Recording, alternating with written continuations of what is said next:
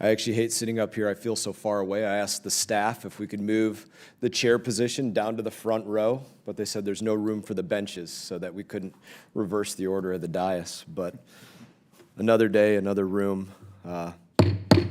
Subcommittee on Oversight and Accountability will come to order. The purpose of this hearing is to examine the State Department's climate policy and the budget of the Special Presidential Envoy for Climate's office.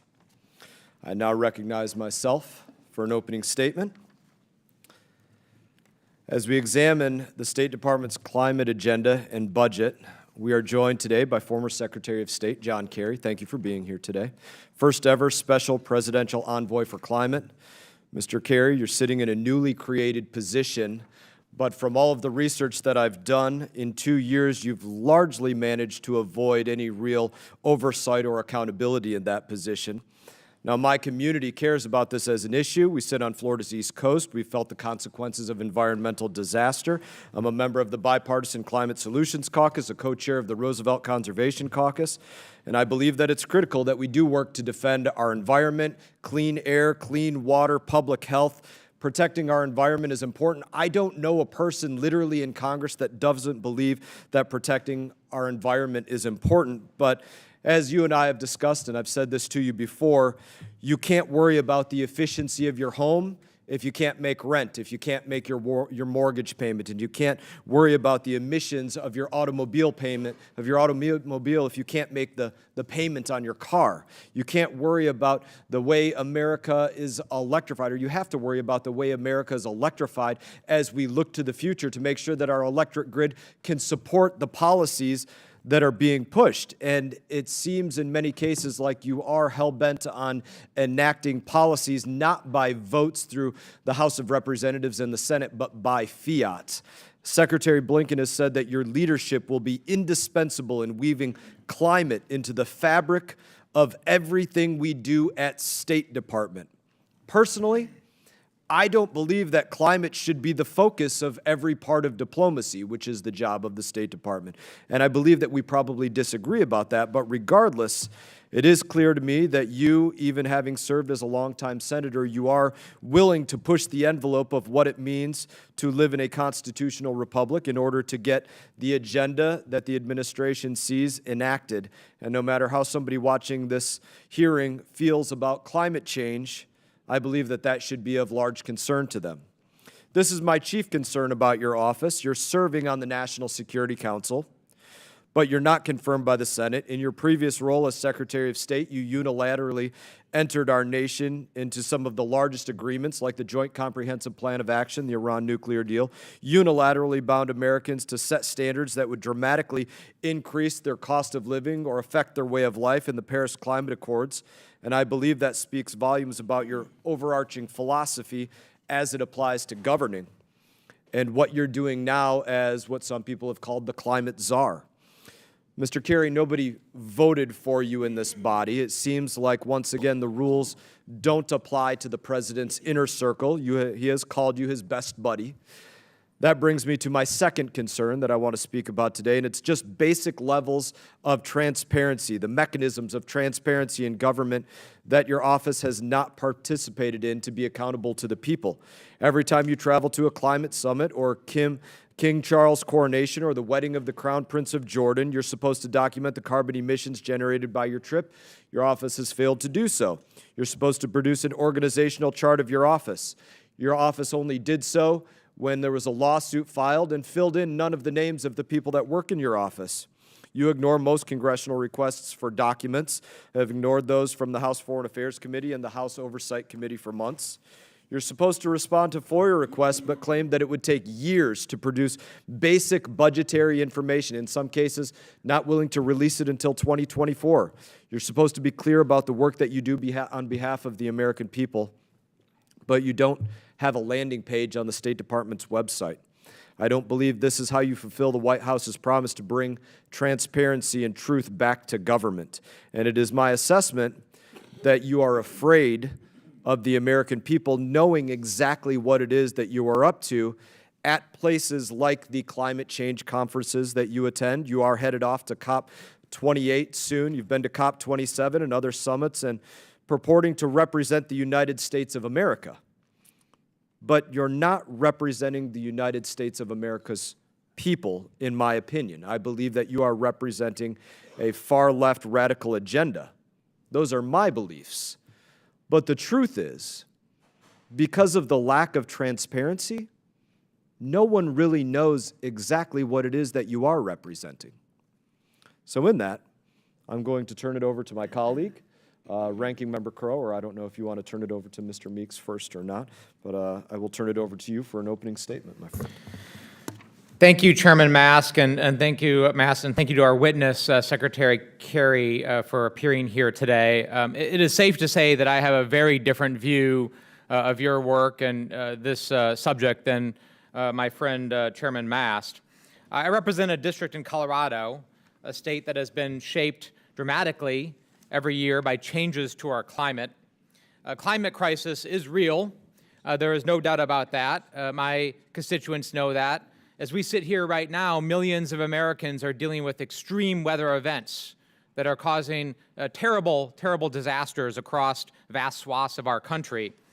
I agree that issues of helping our constituents pay their mortgage is important, but it's hard to pay your mortgage if your house is underwater. It's hard to pay your electric bill if it's 110 degrees for weeks and weeks on end, and that is the reality that so many of our constituents and so many Americans are facing. The climate crisis is going to have profound impacts on our water supply, on drought conditions that increase the risk of destructive wildfires and limit agricultural yields, and on infrastructure that's being damaged by heavy rains and extreme disasters every day. The growing reality for so many in Colorado is one of increasingly familiar to those across the nation, whether it be poor air quality from wildfire smoke, extreme heat, or massive flooding.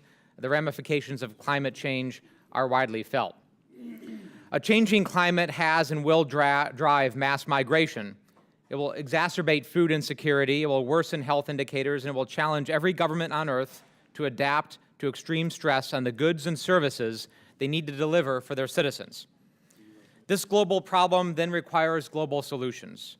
Just as we have sat in this room and discussed the need to work with partners to counter Russian aggression, to compete with the PRC, and to provide aid across the world to those who need it, addressing climate relies on multilateral efforts, perhaps more so than any other.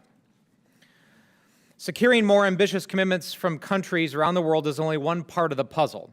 Our climate policies must also include the onshoring of supply chains for critical technologies and reducing our reliance on fossil fuels.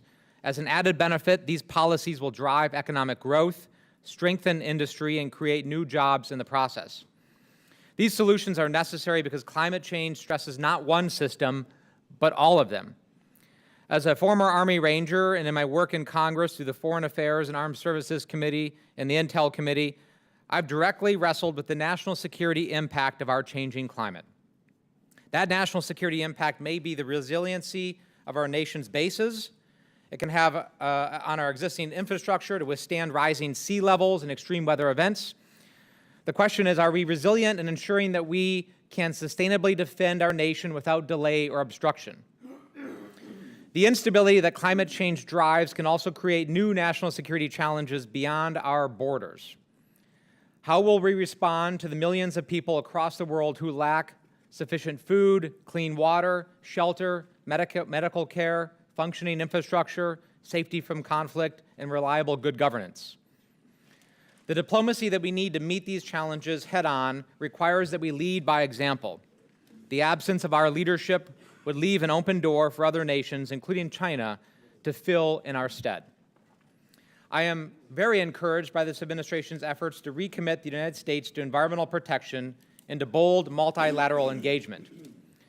The placement of the SBEC role at the cabinet level is a clear indicator to all that we are serious about making demonstrable gains on climate policy. The administration's reentry into the Paris Climate Accord, various executive orders on climate change, and review of environmental rollbacks sought in recent years show that we are pursuing evidence-based policymaking across the federal government at home and abroad. So I look forward to our witness speaking to these critical concerns and answering our questions to the best of his knowledge and ability, And with that, I yield back the balance of my time. Thank you, Ranking Member Crow. We're pleased to have the Chairman and Ranking Member of the full committee with us, and so I will now recognize Chairman McCall for an opening statement. No, thank you, Chairman Mast, for today's hearing. And let me say first, before I get into my statement, that I am working on a project, International Conservation Act. We have about 10 billionaires that want to provide, in a very generous manner, money to help us with conservation, both wildlife conservation, fisheries from China, and the rainforest, which are the lungs of the planet. And this would be a 2-to-1 match with the USG. Those are productive things. I think these self-imposed mandates that China doesn't have to follow really makes no sense to me at all. But I want to thank you, Secretary, for being here today. I know it's not always pleasant appearing before Congress, but you will remember this. Well, on the Senate side, you remember this distinguished body for quite some time. Let me just start talking about China. And I know you're preparing for a trip to China, as I understand. Is that correct, sir? Yeah. And Yes, sir. as you know, we are in a global balance of power. Competition, great power competition. They've increased their aggression in the Indo-Pacific, especially towards Taiwan. I just came back from Taiwan 2 months ago, and I was greeted by an armada of battleships surrounding the island, an aircraft carrier, and 70 fighter jets conducting live fire exercises. And then I was sanctioned the last day I was there as we departed Taiwan. And I say that not that I want any sympathy for that, other than to say it's getting very aggressive. China is getting very hostile in the Pacific, and we need to take this issue extremely seriously. I hope you will talk to them about their aggression in the region as you talk to them about climate change. I believe they're the greatest threat to our national security. I think countering China and their malign agenda should be the top priority of the State Department. And I'm concerned the administration is prioritizing their own sort of political agenda over this national security issue. When you look at China also, it's disturbing. They're not an honest broker when it comes to addressing emission reduction, as you know. They are held to a different standard than we are under the Paris Agreement. Yet they're the world's largest emitter of greenhouse gases and have shown no sign of relenting. They fire a coal plant up, pretty much every day, if not week. And in the last few years, their greenhouse emissions have exceeded those of the United States and all developing nations combined. They are the #1 offender of polluting the planet. In fact, in 2021, after pledging to show, quote, the highest possible ambition to address climate change, they added the equivalent, going back to the coal plants, of 100 coal-powered plants to their grid. Same year, China had a record of increases in emissions. Under the Paris Climate Accords, as you know, sir, it allows the CCP to actually increase their emissions until 2030, while the United States and other economic powers are forced to cut them. This should be an agreement that applies equally to all and not favoring China. They should not have most favored nation status. And shockingly, because China classifies themselves, this is one that really gets me, Secretary. They classify themselves as a developing nation, right? They're the second greatest economic empire in the world. Yet, by the United Nations standards, they're a developing nation. So what does that mean? That means they're given deferential treatment in other international climate treaties. China's the second largest economy in the world. They're not a developing nation. And that also entitles them to World Bank loans at low interest or zero interest that they use then to fund their Belt and Road Initiative, where they get countries in a debt trap, rape the rare earth minerals, bring in their own workers, and then when they go into bankruptcy, guess who bails them out? The IMF, at the American taxpayers' expense. I don't know how you can negotiate with the CCP when they're knowingly abusing these global systems to avoid purposefully their emissions. And why does the administration continue to funnel so much taxpayer money to our greatest adversary with things like the UN Green Climate Fund when it's clear they have no interest in reducing their emissions? Moreover, China controls 80 to 85% of the rare earth minerals needed to produce batteries, solar panels, and semiconductors. As you testified before this committee previously, the Uyghur Muslims and ethnic minorities are forced to produce components for solar panels in the Xinjiang region of China. The Biden administration, rightfully so, has classified their actions against the Uyghurs as genocide. Genocide. Yet, sir, when I asked you a question the last time you appeared before this committee, and I'll wait till you're done with your little sidebar conversation, because it's important for you to hear this. The last time you were here, I asked you about the impact this genocide would have on your climate change agenda. And you replied, well, quote, life is full of choices, end of quote. Well, when it comes to ending genocide, there are no tough choices. And the fact that you think that it's just a tough choice and we're just going to have to let them do what they do is incredibly concerning. The United States should always choose human rights, human dignity, and human life. I'm deeply concerned the administration continues to engage with the CCP with no real results or anything to show for it. I agree you have to talk to them. I talked to Secretary Blinken. I encouraged him to engage in diplomacy with China. We have to talk to him. But we don't have to make concessions before we even get to the table. Do you know that we stopped enforcing our sanctions against human rights violations just to get a meeting with Chairman Xi? Do you know that we stopped enforcing our export controls going to Huawei from this country just to get a meeting with Chairman Xi? That is not a way to negotiate. And I want to raise one last thing. There's a man named Mark Swiden. He's a Texan. He's been held captive by the CCP for over a decade. He's innocent. He didn't do anything wrong.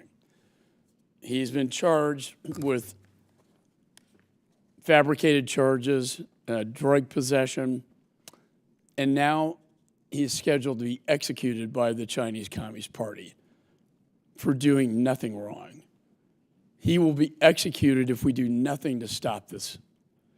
I would implore you, sir, as you talk about climate, that you also bring up human rights violations and the fact that an American citizen is sitting in a Chinese prison marked for death by the CCP, who will be executed soon if you, sir, and your administration does nothing to help him. It's a dire situation. His family, his mother, Catherine, I've talked to them. They simply want their son back home. And I pray that you can help return this man to the United States. And with that, I yield back. Thank you, Mr. Chairman. I now recognize the ranking member of the full committee, Mr. Meeks. Thank you, Mr. Chairman. Thank you, Ranking Member Crow. I believe the title of this subcommittee hearing is a budget overview by the Special Presidential Envoy for Climate, which is tremendously important because there's only one planet that we have. And if we're not focused on saving this planet, all of us, no matter where we are on the planet, are in peril. And that's why I thank you, Secretary Kerry, for joining us and for you and your team's consistent engagement with Congress, ensuring that we are informed and consulted on your work as Special Envoy. You have consistently come back to talk to Congress and the importance and demonstrated the importance of your work and the necessity of the United States leading in this area and talking about the needs and concerns because at times when you talk about our values, you talk about our budget. And this hearing is focused on the budget and the needs of what we need to do to help save the planet. Now, last Congress, when I became chair of this committee, one of my priorities was to make sure that we consider the issue of climate change as part of our broader foreign policy thinking. Climate change and its effects are a national security issues, and it touches upon all aspects of our economy and society. I was immensely pleased to see the Biden administration appoint especially you as special envoy based upon your long work in this area, whether it was your work in the United States Senate or your work as Secretary of State of this great country. You and your administration's work is critical domestically and internationally. And I, along with most of the world, was relieved to see the United States back at the table, not only in climate negotiations, but also in many other areas of diplomacy, like we just saw yesterday in NATO. Not calling NATO irrelevant anymore as others had, but showing the importance and significance of us working together in a diplomatic forum, staying together. That is how Ukraine has been able to survive this long. Unity, leading, and bringing us back. Because the lack of American leadership and the consequences of an America first, America alone agenda hurts our international standing. Not only is the United States back as a responsible global actor, but we're also leading again, including in the international climate space. From rallying allies to address urgent adaptability issues, leveraging the private sector response, or working with like-minded partners to make sure our common values are protected. The United States is again leading the world. Even when it comes to curbing the emissions of the world's largest emitter, China, there are areas where we can and must cooperate, as we've seen and as your mission will continue to do. We know that climate change, CO2 emissions, wildfires, etc., they have no borders. It's global. And addressing these issues is a Herculean task. But this global problem requires global solutions. Finally, let me be clear that I see your role as special envoy as critical to protecting and promoting American national security interests in a fast-changing world. Domestic policy is directly linked to international policy in the climate space. The Congress played an important role here, too, by passing the Bipartisan Infrastructure Bill and the Inflation Reduction Act, which makes the single largest investment in climate and energy in American history. How we prepare for the transition to a green economy will have ramifications for all Americans, whether you're rich, whether you're poor, whether you fall within the middle class, whether you live in the East, whether you live in the West, whether you live in the North, whether you live in the South, or whether you live in Middle America. We see the effects of climate change affecting everyone. And it will affect future generations. So the United States can lead the way. And I conclude by saying thank you, Mr. Secretary, for your service. And I look forward to continuing to work with you and your team on addressing this critical challenge to save this place that we call Earth. It's the only place for all of human beings, whether you like someone or don't. We share this planet. If we don't save it, if we don't do the things now, then God help us all. Thank you for your work, and I yield back. I ask unanimous consent that the gentleman from Texas, August Pfluger, be allowed to sit on the dais and participate in today's hearing. Without objection, so ordered. Other members of the committee are reminded that opening statements may be submitted for the record. We are pleased to have, as we mentioned already, a distinguished witness before us today on this topic. The Honorable John Kerry is the Special Presidential Envoy for Climate. Prior to his current position, Secretary Kerry was the 68th United States Secretary of State from 2013 to 2017, and a senator from Massachusetts from 1985 until 2013. Thank you for being here today. Your full statement will be made a part of the record.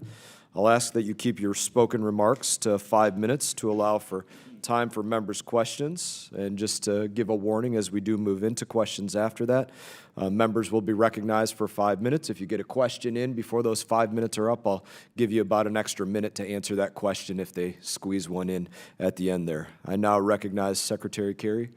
I recognize you for your opening statement. Well, Mr. Chairman, thank you very, very much. Thank you for inviting me. Excuse me. I'm very grateful to be here with all of you. I want to thank the committee for inviting me here today to discuss the Biden-Harris administration budget, but obviously beyond the budget, issues of concern to all of you. I would just, as a point of personal privilege, say that I want to thank the chairman and ranking member Crow and anybody else who served our country in uniform for that service. And I think it's fair for me to say that I recognize how much the perspective that you bring to the challenges of public life can draw on that experience. And I thank you for being here in that way. Chairman McCall and Ranking Member Meeks, thank you both for being here and for your comments. And Mr. Chairman McCall, let me just say to you very directly that Secretary Blinken forcefully argued when he was on his visit to China about detainees, plural. And I can absolutely promise you that I will raise Mark Swiden's case, particularly with the highest level leaders that I meet with, and report back to you on, what we can achieve or not achieve, as the case may be. Let me just share very quickly, because you all know what's going on internationally at this point. But the fact is, I mean, I've been following this issue since 1988 when Jim Hansen first testified to us in the Senate on a hut, I think it was a June day, and said the climate change is happening, it's here, 88. And in 92, I went to Rio with a lot of other senators and with President George Herbert Walker Bush, Republican, who signed an agreement that was reached there to deal with the climate crisis. But it was voluntary, not much happened. So we're now at COP 28, and we face an even larger crisis. It's clear from the science and the mounting evidence around the world that one of the most existential threats that we face that impacts every single member of Congress, every single family in our country, in the world, comes from the growing climate crisis. We're beyond just climate change, frankly. I don't refer to it as that anymore. It is only a massive crisis, and we can talk about that if you want to in the course of this morning. But we're living it every day. Our fellow Americans are living this every single day. Lives upended by heat domes in Florida and Texas. I just read that there are 100-degree days for the last weeks in several locations. 95 degrees water in Florida, Florida Keys, 95, 96 reported. And extreme flooding in California, Vermont, and places. In the capital of Vermont, cars washed away, people getting on the roofs to survive. So I don't want to just belabor that. You hear about it, you know it. But our military leaders have stated that the climate crisis is without doubt a threat to our national security, and they have repeatedly termed it as a threat multiplier. And I was just in Vienna for the OSCE, the security for Europe. The 57 different countries were there, all of whom defining this challenge as a security threat. Climate disruptions obviously exacerbate the competition over resources. They require our military to increasingly support humanitarian efforts in various parts of the world. And here at home, taxpayers are feeling this in a growing way in terms of the extreme weather event, because every single extreme weather event comes with a big bill that we pay, not to invest in technology, not to advance new jobs in the sector, but just to clean up the mess, just to reconnect people to their electricity, rebuild destroyed homes and buildings. So with the devastation of this crisis, honestly, I will tell you, as a veteran of 28 years here in the Congress, I really don't understand. I just frankly don't understand why the opportunity of this crisis is not being seized more readily by everybody. Because just as the climate crisis is man-made, it comes from emissions that we don't capture, that we don't do anything with. It is from emissions. Everybody knows this. It's a scientific accepted fact around the world, and 190 countries are responding to that fact. But there is a massive opportunity, once-in-a-generation opportunity economically, which the IRA that passed is already carving an enormous path to prove to everybody. Already, the Inflation Reduction Act has created over 100,000 jobs, and in clean energy across the country. And along with the bipartisan infrastructure law, these critical investments being paired with diplomacy now, because the simple reason is no country can solve the climate crisis alone. This requires multilateralism automatically. If you didn't have an institution or some entity to make it happen, we'd have to invent it. Because if China doesn't, as you said, reduce its emissions, we're all in trouble. Russia, India, Indonesia, Brazil, Mexico, countless countries all need to step up and be part of this solution. So we have worked with the EU to launch the Global Methane Pledge, which has spurred 150 plus countries around the world to slash methane emissions, methane being 20 to 80 times more destructive than CO2. We built on the Abraham Accords to support energy integration and resilience in the Middle East. And finally, we've supported U.S. leadership and American companies on a new generation of nuclear energy, with Westinghouse winning the bid, which we helped work on, in Poland for 4 new plants, in addition to Bulgaria, where there's an additional plant being built.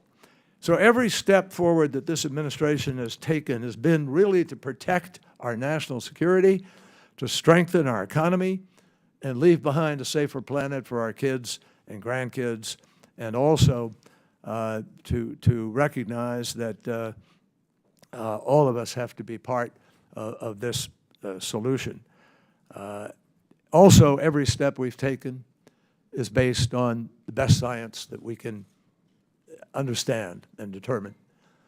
It's a matter of mathematics and physics, not politics, not ideology. It is a response to the science. So that's one of the reasons why I am headed to the People's Republic of China this weekend, to engage in candid conversations between the world's 2 largest economies, and because every step forward depends not on one country acting alone, but acting all together, helping to push the rest of the world to do what we need to do to win this battle. It also depends on all of you, not as a matter of politics, but the mission, a special mission of meeting the moment in the best traditions of our country and our Congress. Mr. Secretary, So I'll I give you about thank you, 30 and more I look seconds. forward to your questions. Thank you. You didn't even need 30 more seconds. I'm going to defer, and recognize the chairman of the full committee for questions first. So, Mr. McCall, you are recognized. Thank you, 5 Chairman minutes. Mast. Chairman? Let me say first, I always like to start on a positive note. I think, look, we all recognize we have a problem. We all want to save the planet. I think we just probably disagree on the way to get there, right? And I don't like the idea of holding China to a different standard than the United States. And that, sir, will be your great challenge when you go to Beijing, is trying to hold them to the same standards of the United States. And I think that's what the American people want and what the American people deserve. If I could go back to what I said in my opening statement, this just continues to baffle me that the second largest economy in the world is somehow treated as a developing nation for purposes of the United Nations Charter. And it's a self-designation. They self-designate that they're a developing nation.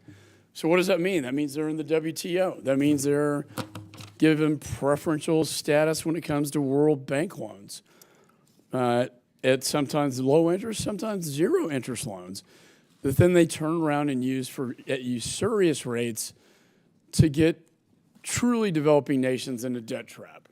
I think that's not only wrong, I think that's immoral. But then they extrapolate this argument, this logic, to climate change.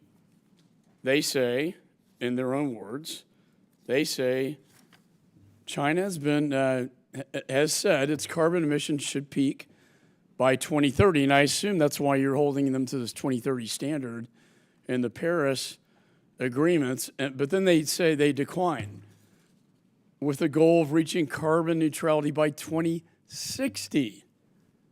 Not 2030, 2060. And why do they say that? This is where it gets really amazing to me. I'm an attorney by trade, and words matter.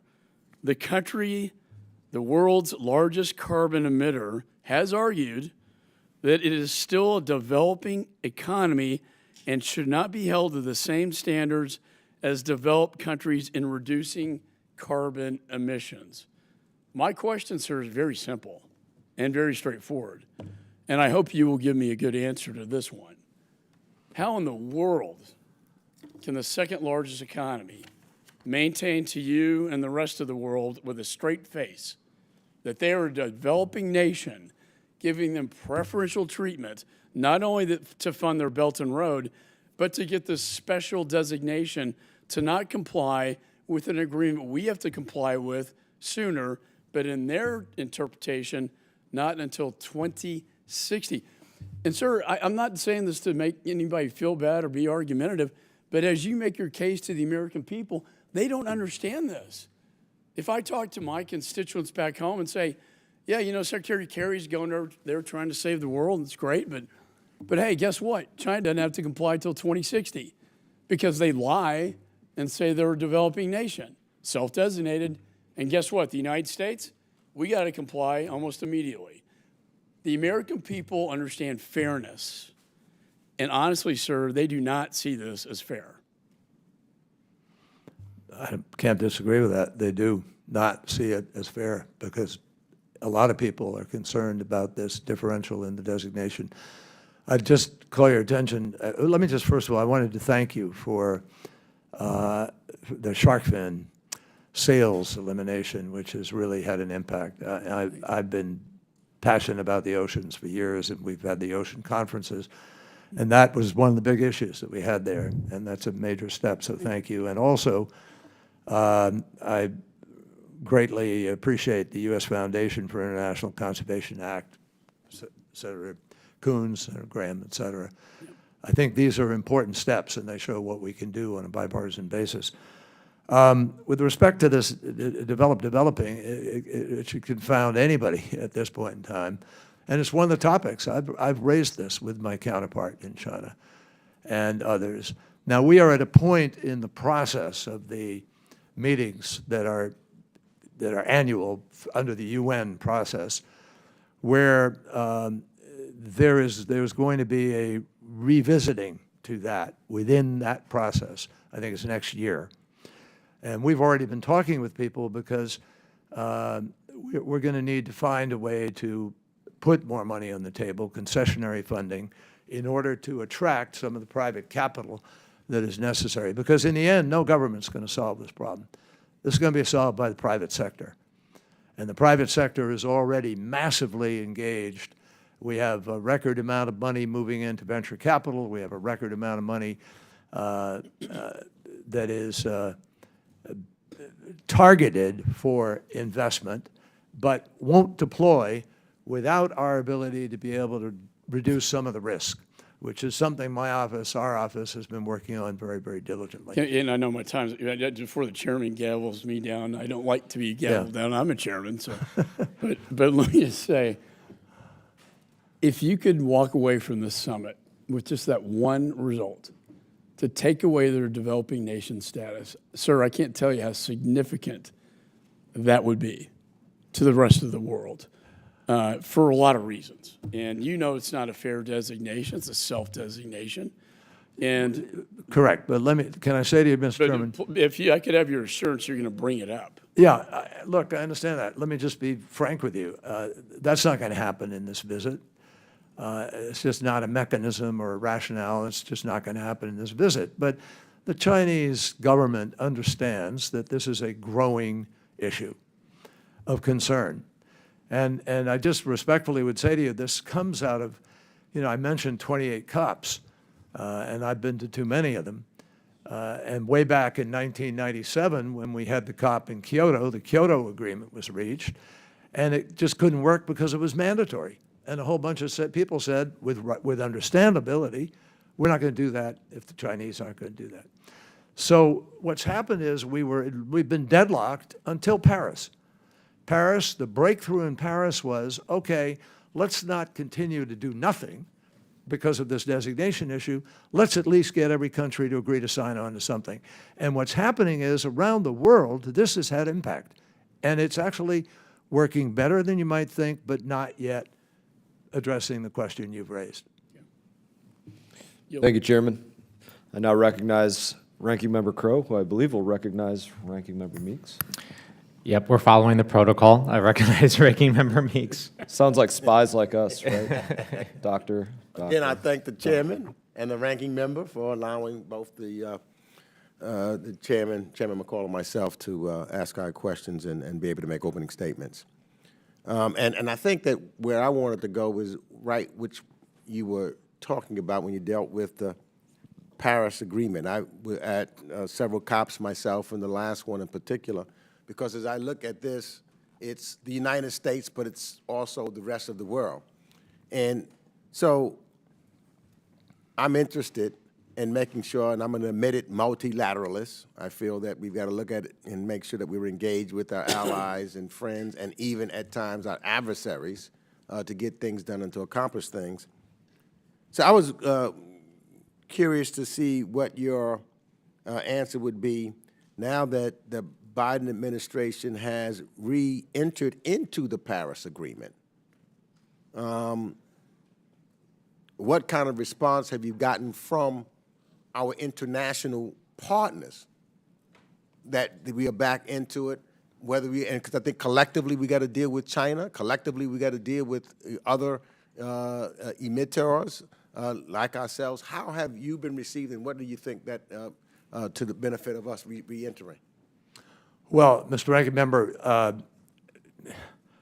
without patting ourselves on the back too much, I do want to say that President Biden's immediate reentry on the day of his inauguration and creation of this particular office, and the commitments he's made, the fight he has been fighting to get the Inflation Reduction Act passed. It's an historic piece of legislation. Just today, before I came in here, ExxonMobil just announced a purchase, but also a focus on accelerating the capture of emissions. And he point blank said, this is happening partly because of the Inflation Reduction Act. So the incentive that has been created now for massive transformation, we've seen more than 80 battery companies created that are now beginning to sort of address the supply chain issue. So I'm not going to go through the whole list, but together with our European allies, with the EU, and with friends around the world, Australia, Japan, Korea, Canada, others, they have all come to the table. And there is now a really re-energized international effort to do what is necessary to try to meet the needs of this challenge. And I'm very proud. I think President Biden has really ignited a whole new round of activity that we hope is going to be different from what's gone before. So over the last couple of days, particularly in regards to what just took place at the NATO summit, there was a question about the durability of the United States commitments to Ukraine. I'm wondering what, if any, the questions that you've had with allies with reference to the durability of the United States commitments to the issue of climate change. I want to stop saying climate Mr. Ranking change. Member, that is a great question and very, very relevant because I hear it all over the world. And in fact, the Chinese say to me and have said to me, well, how do we know that you're not going to have a change in administration? They're going to just leave it again. And we're out there working away, but you're not. And we have yet to produce the $100 billion that was promised for less developed countries to be able to make the transition. We believe, hopefully, that can happen this year. But, and my answer to those people is not a political one. It's an answer that I think is based in the reality of the American marketplace and the world's marketplace. CEOs of major companies that we're proud of in this country, Google, Apple, Microsoft, Salesforce, Boeing, FedEx. I can run a long list of Fortune 500 companies, all of whom are now in this transition, changing their fleets to electric bus, to electric trucks, moving forward. Ford Motor Company, General Motors, have joined our First Movers Coalition. They are buying green steel where they can find it for the making of their cars in order to send the market a demand signal. And you also have, as I said, Ford and General Motors are transitioning so that by 2035, they hope 100% of the cars they're making in America will be electric. That's happening not because the government mandated it, because they see that is the future. And oil and gas companies and others are changing into energy companies and beginning to move. Now, that takes us down a path. Maybe we'll talk about it later. But I just want to emphasize that people think this is now, you can't reverse it. It's irreversible. I believe that personally.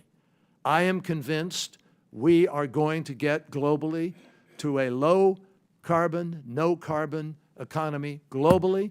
What I'm not convinced of, that we will do what the science says, which is get there in time to avoid the worst consequences of the crisis. And that's what they challenged us in 2018. They said, you have 12 years within which to make decisions that will avoid the worst consequences.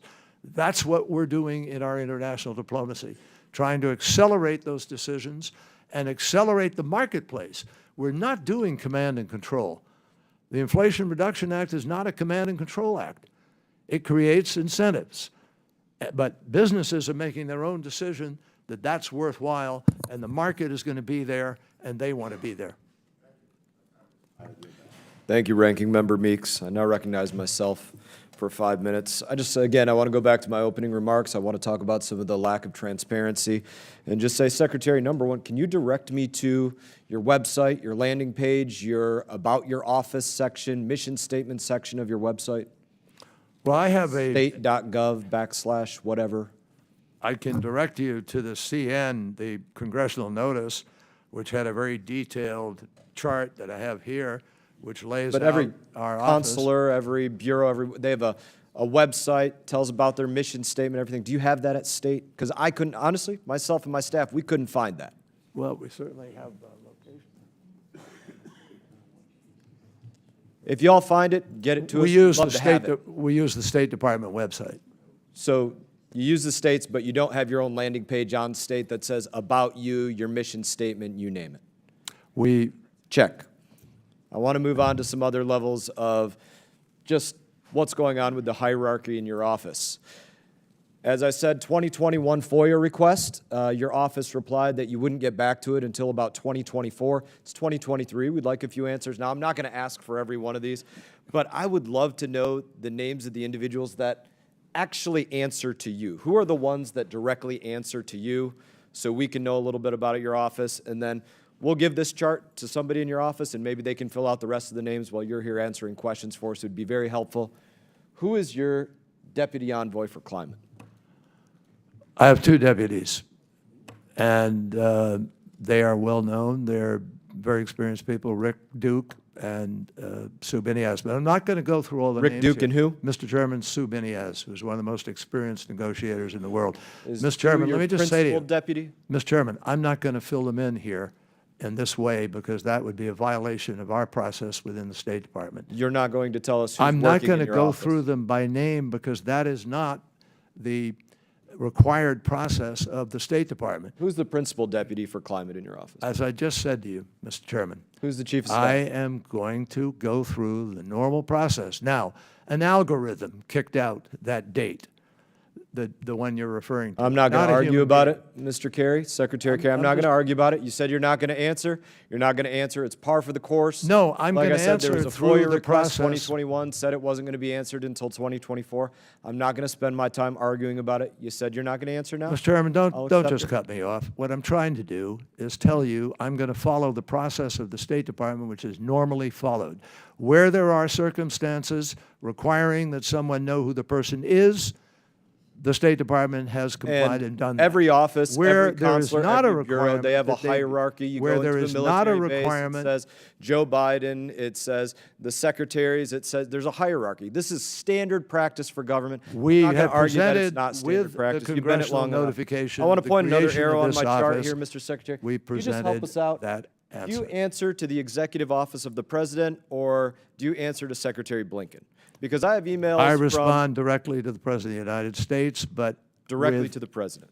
that is correct, but with Secretary Blinken completely informed and aware of everything that But we're you don't answer to Blinken. Thank you. It's good. We just need to know for basic levels of transparency and understanding how this works. I want to go to a couple of questions on policy. It was said by my colleague, global problems require global commitments.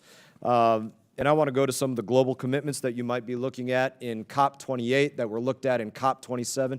And I want to understand if you're committing the United States of America to these policies or yes or not. I'm going to just let you know these are simple yes or no questions. I know you've researched them well. I've researched them well. We don't need an explanation of them here. So just number one, cross-border carbon trading.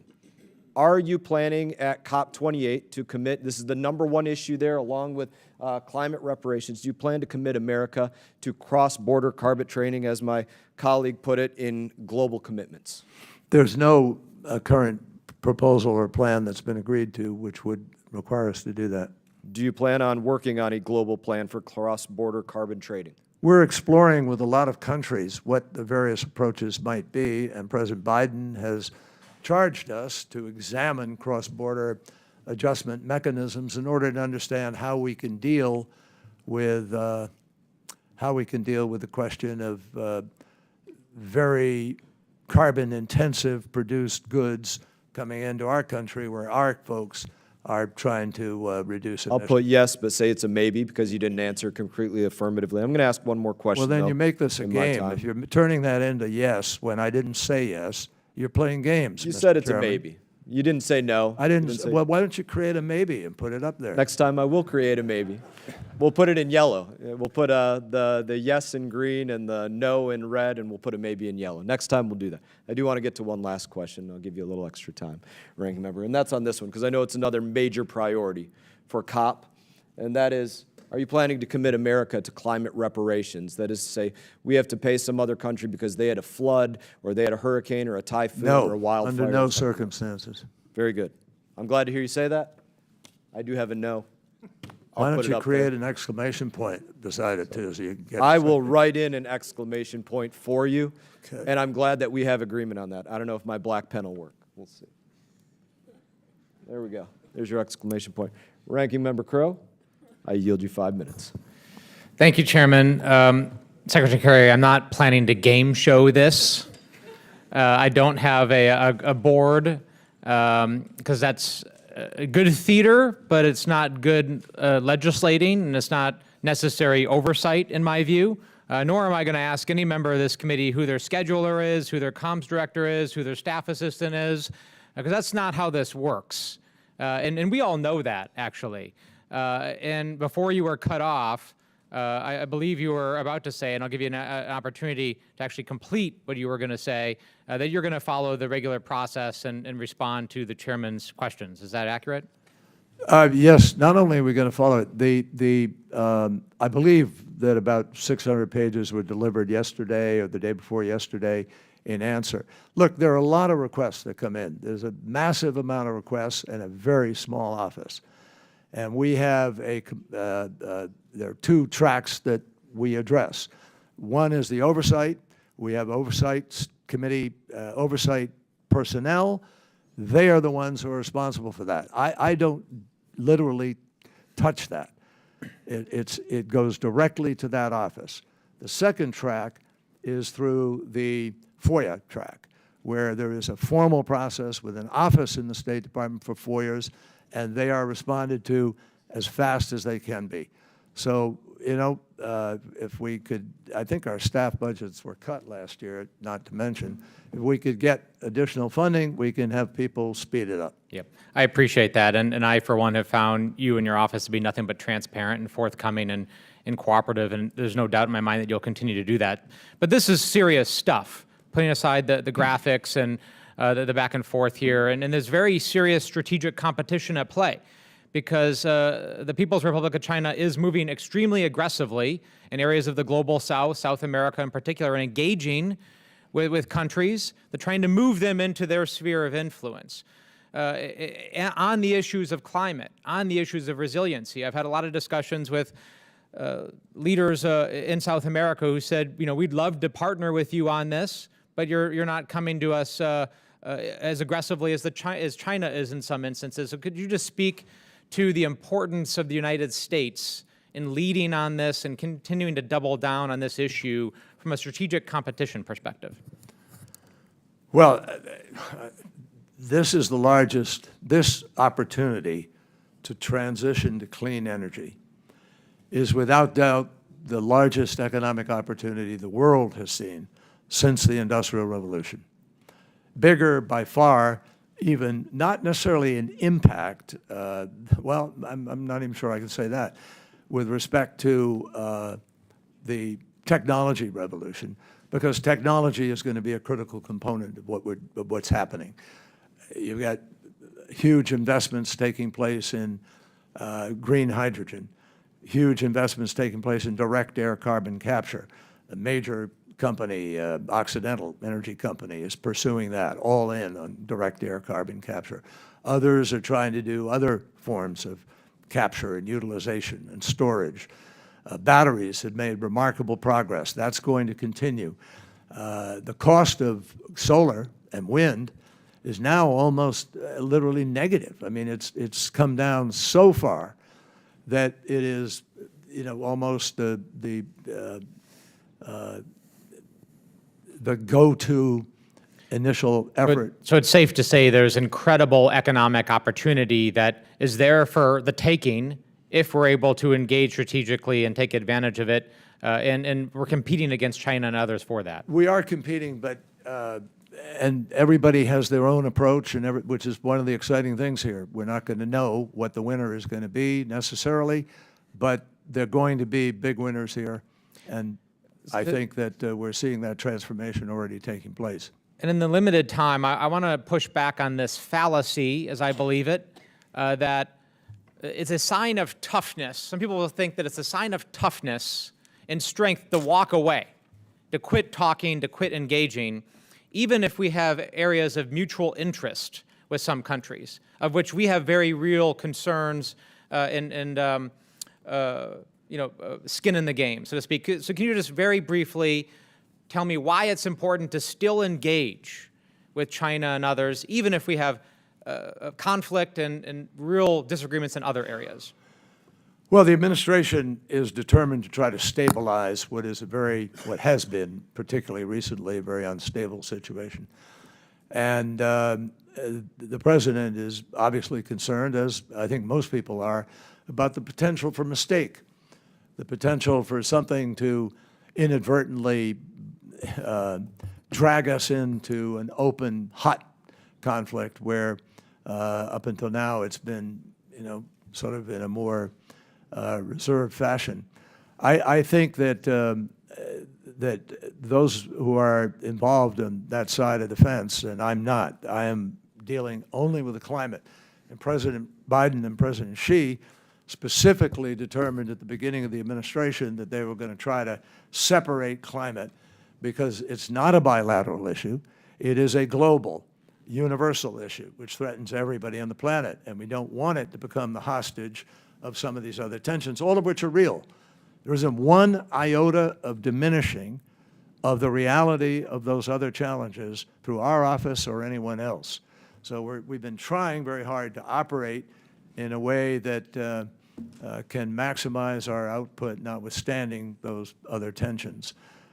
Thank you for that. My time has expired. Thank you for the additional time, Mr. Chairman. I yield back. You're welcome, and I thank you for your questions. I will set the record straight that it is common practice for every one of our offices that it be open source who works in our offices, and that every consular and State Department have a website, which is basic transparency, and that on that website, they do put up the hierarchy of who works, but you do not have a website, and so you do not have that level of transparency. I will now recognize Mr. Mills for 5 minutes.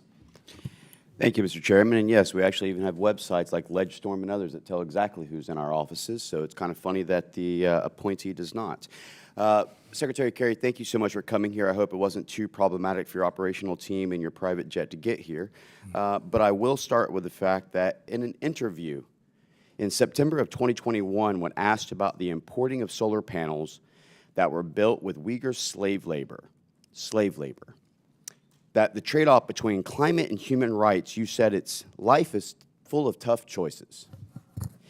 Do you believe the question of whether to import solar panels built on the backs of Uyghur slaves is such a tough choice? No, of course not. Not only do I not believe it, but I've raised it in my my meetings over the years, raised it consistently as Secretary of State, as Senator. So you didn't, I don't even know where, I don't know what the context is of the conversation you're referring to, but Interesting. I'm making it crystal clear. Got it. Secretary Kerry, you have prioritized rapid deployment of PRC solar panels above the human rights of enslaved Uyghurs, the interests of American manufacturers, and the integrity of the Department of Commerce's investigations. What is the benefit of that? I'm not sure. Can you repeat that? Sure. I said in my statement that you have prioritized rapid deployment of PRC, which is China solar panels, above the human rights of enslaved Uyghurs, the interest of American manufacturing, and the integrity of the Department of Commerce's investigations. No, I have never, ever prioritized bringing in any solar panel that violates the Uyghur Enforcement Act. Can you tell me exactly where solar panels and the raw material sourcing comes from? Where and which panels? Name them. Well, there are three major companies that were bringing in panels at one point in time, but most of those panels, the ones Tell me where those companies are from? One, I think a couple were from China, one might have been Vietnam, but it's my understanding, Congressman. So, but none were American is what you just basically pointed out, right? So it was China and it was Vietnam, meaning that we're prioritizing the idea of ceasing American energy and going after American energy to prioritize what we already know is an adversarial nation. And I'm tired of hearing this No. Actually, idea. it's Sir, the I'm opposite. talking, please. Yeah. Sensory strategic competition. I'm sorry, that if we're talking about strategic competition, we're talking about the fact that American economy, American industrial base, American raw material and supply chain capability and capacity, our own ability to put Americans to work, our own ability to try and drive down inflation. We're actually in a direct economic and resource and cyber warfare with China and have been For 20-plus years, it's been ignored. While China has advanced their Belt and Road Initiative, while they have expanded the Eurasian border, tried to dominate Africa, taken over Oceania, blocking off internationally recommended transit corridors for Horn of Africa, Mediterranean, Red Sea, Black Sea, Persian Gulf, so they can choke off Western Hemisphere supply chain. And meanwhile, we know that the threat that's going on with Taiwan, we know that China has continued to violate international treaties like the one country, two system framework of Hong Kong that they've exhibited. We know that Chairman Xi wants to basically go ahead and save face for his father's name that was corrupted during the Mao dynasty. So my whole point is that if we know all these things and that they're an adversarial nation, why on earth would we try to go ahead and build them economically and not try to go ahead and try and decouple from China as we should be in an effort to go ahead and build American manufacturers and American jobs and American workers and American economy? Well, we're not trying to build them economically. I can assure you of that. Who's their largest trade partner? Let me just finish. America. Yes, but most economists, most investors, most people who have studied this issue very carefully do not believe it is possible to totally decouple from China. It absolutely is, sir. And I can tell you that if we would utilize things like seabed harvesting for our raw materials, if we would look at the understanding of what we can do as a nation from LNG, from fracking, from our oil and gas. We're doing all those things. I can tell you the biggest thing is we're not going to get away and start having tanks that are EV. We can go ahead and plant on the battlefield our chargers for Tesla prior to us deploying into war. But I'll just finish with this. This solar emergency that we keep talking about and the preemptively directed commerce to suspend tariffs on solar imports from 4 Southeast Asian countries, Malaysia, Cambodia, Vietnam, and Thailand for the last 2 years. This is in despite of the fact that the Biden administration's own investigation found that PRC companies to be transshipping through these very countries in a sophisticated effort to evade tariffs. We have done nothing to actually try and combat that, and instead, we've actually gone ahead and increased our trade. This is a China first, America last agenda that you're pushing. I do not agree with the fact that we're not allowing more manufacturing in America to continue, and that we're not encouraging that more than trying to continue to trade with what is known not as a competitor, sir, but as an adversary. And with that, I yield back. So can I respond, Mr. Chairman, a little bit? There is nothing in President Biden's policy that is geared to try to assist China in its development, which it has been doing in a number of different ways, some of them in violation of the WTO, some of them not. But the fact is that we had a solar industry. Germany had a solar industry, and China dumped for a number of years, and we lost those industries. Now President Biden's trying to get them back. That is the entire purpose of the Inflation Reduction Act, and it's working. It is creating a new supply chain here in our country. In addition to that, the Uyghur Act is being enforced. It's being enforced, and there are countless panels not coming into our country because the border and customs folks have been enforcing that act. So I just don't agree with your facts, which began with the presentation of one of the most outrageously persistent lies that I hear, which is this private jet. We don't own a private jet. I don't own a private jet. I personally have never owned a private jet. And obviously, it's pretty stupid to talk about coming in a private jet from the State Department up here. Just honestly, if that's where you want to go, go there. Believe me. Chair now economy, recognizes let me tell you, Mr. Kim inflation for is 5 down. minutes. Chair now recognizes Mr. Kim. Okay, thank you, Mr. Chair. Secretary Kerry, thanks for coming on over here. And I know you've been peppered with a lot of different questions about China on a range of different issues. I guess I just want to ask you, what is your agenda? Well, you know, with regards to this trip coming up forward in a couple of days, I think it'd be helpful for this committee to just hear directly from you, not just about all these other issues, but what are you trying to achieve? What are you trying to raise? What are you hoping to focus on? Well, because we've been interrupted several times over the course of the last year, we haven't had as much engagement as we did in the last 6 months anyway. But what we're trying to achieve now is really to establish some stability, if we can, in the relationship without conceding anything. There's no concession. I'm not going over with any concessions. What we're trying to do is find ways we can cooperate to actually address the crisis. Because China, as the world's second largest economy and as the world's largest emitter, is critical to our being able to solve this problem. It would be malpractice of the worst order, diplomatic and political and common sense. Are there certain issues that you feel like right now can be places where that conversation We build up? hope, that's a good question, Congressman, thank you. We hope that we can make some progress on a number of areas. Methane is particularly important for our cooperation. China agreed to have a methane action plan out of our prior talks in Glasgow and again in Sharm el-Sheikh. We hope that that is something we can make progress on. We hope we can make progress on the transition away from coal. Coal is the dirtiest fuel in the world, and emissions that are not captured from coal are the worst cause of the warming of the ocean and the torrential downpours that we see now that come because more moisture rises because of the heating of the ocean. 90% of the warming of the earth goes into the ocean, and now we're seeing exactly what happens with these floods as a result of that increased moisture. I mean, there's a clear scientific tracking of relationship here. What we want to do is find ways to see if China and the United States can advance the cause together for the rest of the world by accelerating rates of doing things, by increasing the deployment of renewables, by improving grid management. There are a host of things that we think are really worthy of conversation.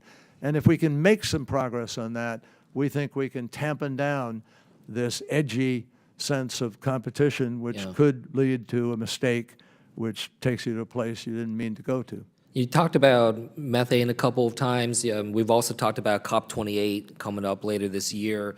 I guess I just want to get a sense for you. What would success look like at COP28? Or what are you hoping to see come out of that? I think that there are a number of things. First of all, COP28 already requires a global stocktake. That is a evaluation of how the world is doing with respect to the promises that have already been made. Secondly, there will be an adaptation report, which will help to make a judgment about how we can accelerate adaptation for places that are really in jeopardy. Island states, vulnerable nations, they are the ones suffering the most, but they don't contribute to the problem, but they're suffering the most as a result of the problem. And then, in addition to that, there is the finalization of the fund that was created, the so-called Loss and Damage Fund, which is simply a recognition. It does not have any liability in it.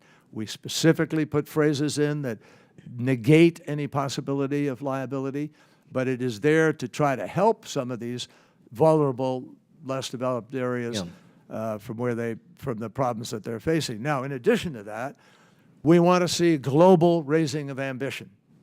Everybody has to try to reduce emissions faster. We have set a very ambitious goal under President Biden's leadership. We're at 50 to 52% reduction in emissions, hopefully. We believe we're on track to be able to do that, even though they've gone up slightly in this past year. What's happening right now in terms of new technologies coming online, in terms of the reduction of coal, in terms of the capture of emissions and so forth, we're at least able to turn the corner and begin to reduce rather than increase. And we think we can meet the targets that we've set, which can help keep 1.5 degrees as the limit of the warming of the planet. Thank you. Thank you. Mr. Chair, I yield back. Thank you. And I will now yield to Mr. Moran for 5 minutes.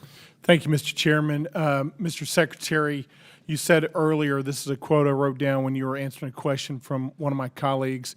We have 12 years within which to make decisions to avoid the worst consequences of climate change. In regards to that quote, then my question would be, what is the U.S. doing to force China to reduce its CO2 emissions?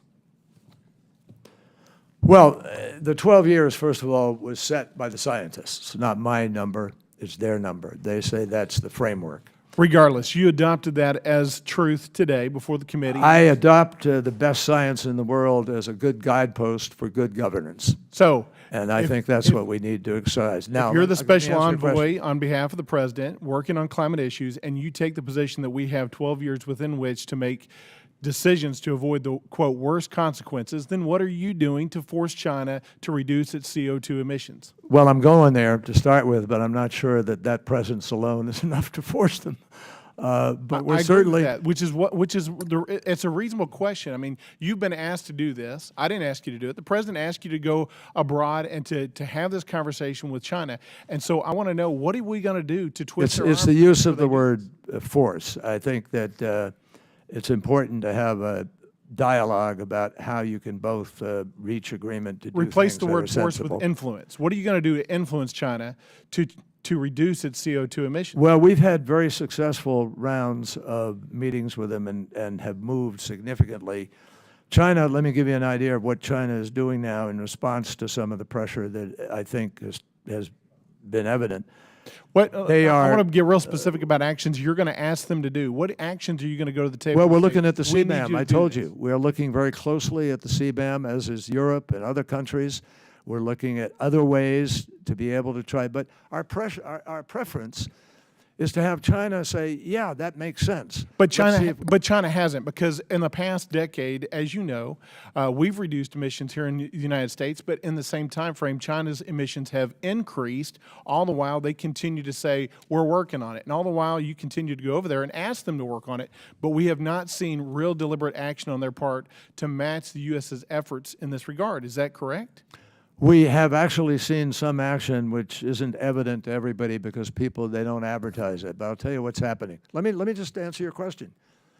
China is deploying, manufacturing and deploying more renewable energy than all the rest of the world put together. That's what they're doing. China right now has about somewhere in the vicinity of a couple of thousand gigawatts, but they're now going up. And by 2030, our judgment is China may well be around 2,200, 2,400 gigawatts of renewable. The pollution that's coming out of China far Correct. exceeds. That's exactly why we're working at what we're doing. And you because- said yourself, quote, earlier, this is a global, universal issue, and we don't want it to become captive to other issues. But I'm curious, when you say that, if you're ignoring these other issues like my colleague brought up here, human rights issues, would you agree that human rights issues are also global, universal issues? Absolutely. But you want to keep them separate when you're talking to China, is what you said earlier. Is that true? What I said is, well, no, we don't keep them separate in terms of our priorities. No, that's I exactly go what you said. there You said when President I Xi go- and President Biden agreed at the outset to separate out the climate issue Correct. so it wouldn't get caught up in these other issues. Correct. So were you correct That then, or doesn't you mean just- you don't talk about them, Well- but it means that they're not going to become showstoppers so that they're playing one off against the other. I'll give you an example. We don't trade any component of any of those other issues for what we're trying to do on the climate front. On the climate front, we've agreed we will deal with that, and we have to find a pathway forward. And there are others, the Assistant Secretary of State, the Secretary of State, the NSC, who deal directly on those other issues. What Okay, we're and I trying to do- presume that you're we know what we're having- trying to do? We're trying to make sure that you don't have to worry that John Kerry is going to give away some right on human rights in order to get what he's trying to get. So on I get climate. that, and I presume that's what we're I doing. presume that you're going to have conferences with your counterparts that are having those discussions on those other issues, and that President Biden has said to you and those others which one is more priority over the other. So my question would be: is human rights the bigger issue? Is the slave labor coming out of the Uyghur Congressman, people this a bigger issue, administration or is is it the capable of climate keeping change? all its priorities on the table and of treating all of them simultaneously. But we don't have to wrap them up so one becomes hostage to the other, or you don't make progress. You plan to got hold about- China accountable if they do not follow through with the activities that you're going to suggest and to reduce their emissions, because they're able to get ahead of our economy by producing many more emissions and having less regulatory action on their businesses than we are here in the United And States. we don't want that to happen. That is Then precisely how are you going to why- hold them accountable? Because that's exactly why President Biden has asked us to examine the countervailing I have never measures. seen an examination hold anybody accountable. We need action to hold Well, them that's accountable. exactly what's happening, and you've got several senators. You have some in the House. I believe there are a number of House members who are looking at the border adjustment mechanism. I know Senator Coons and some others, and now Senator Whitehouse, have different plans for how to do that. This is gaining, I think, some steam legislatively because people are frustrated by what is happening. So, you first got to come up with the legislation, and somehow it's got to pass the U.S. Congress writ large. So hopefully we can get there. We don't legislate China, but we need to hold them accountable. No, but you can legislate a CBAM. Chair now recognizes Ms. Dean for 5 minutes. Thank you, Chairman Mast, Ranking Member Crow. Thank you, Secretary Kerry, for being here and for your decades of varied and rich service to our country. As you point out, and as the world knows, the climate crisis is a global problem requiring global solutions, international cooperation. So you are extraordinarily well suited from your passion for this subject, for your passion for this country and our world, to be in the role you're in. We're lucky to have you. And I thank the administration for on day one, returning to the Paris Climate Accord, which the former president in June of 2017 walked away from. What a shame for our country that that happened. And I really speak to you today, not just as a legislator, but as a mom and a grandmom. I've got 4 grandchildren, and they're seeing the effects of climate change with extraordinary storms, smoke filling the atmosphere and hurting our eyes. In August of 2021, a crazy Hurricane Ida came up right through suburban Philadelphia, the 5-county area. Massive flooding, tornadoes, unprecedented for our area, suburban Philadelphia, and extraordinary loss and damage. I want to just draw a contrast because I absolutely share your opening thoughts about the opportunity in this moment, the absolute challenge of it, the crisis in front of us on so many fronts, but today we're talking about climate, but the unbelievable opportunity.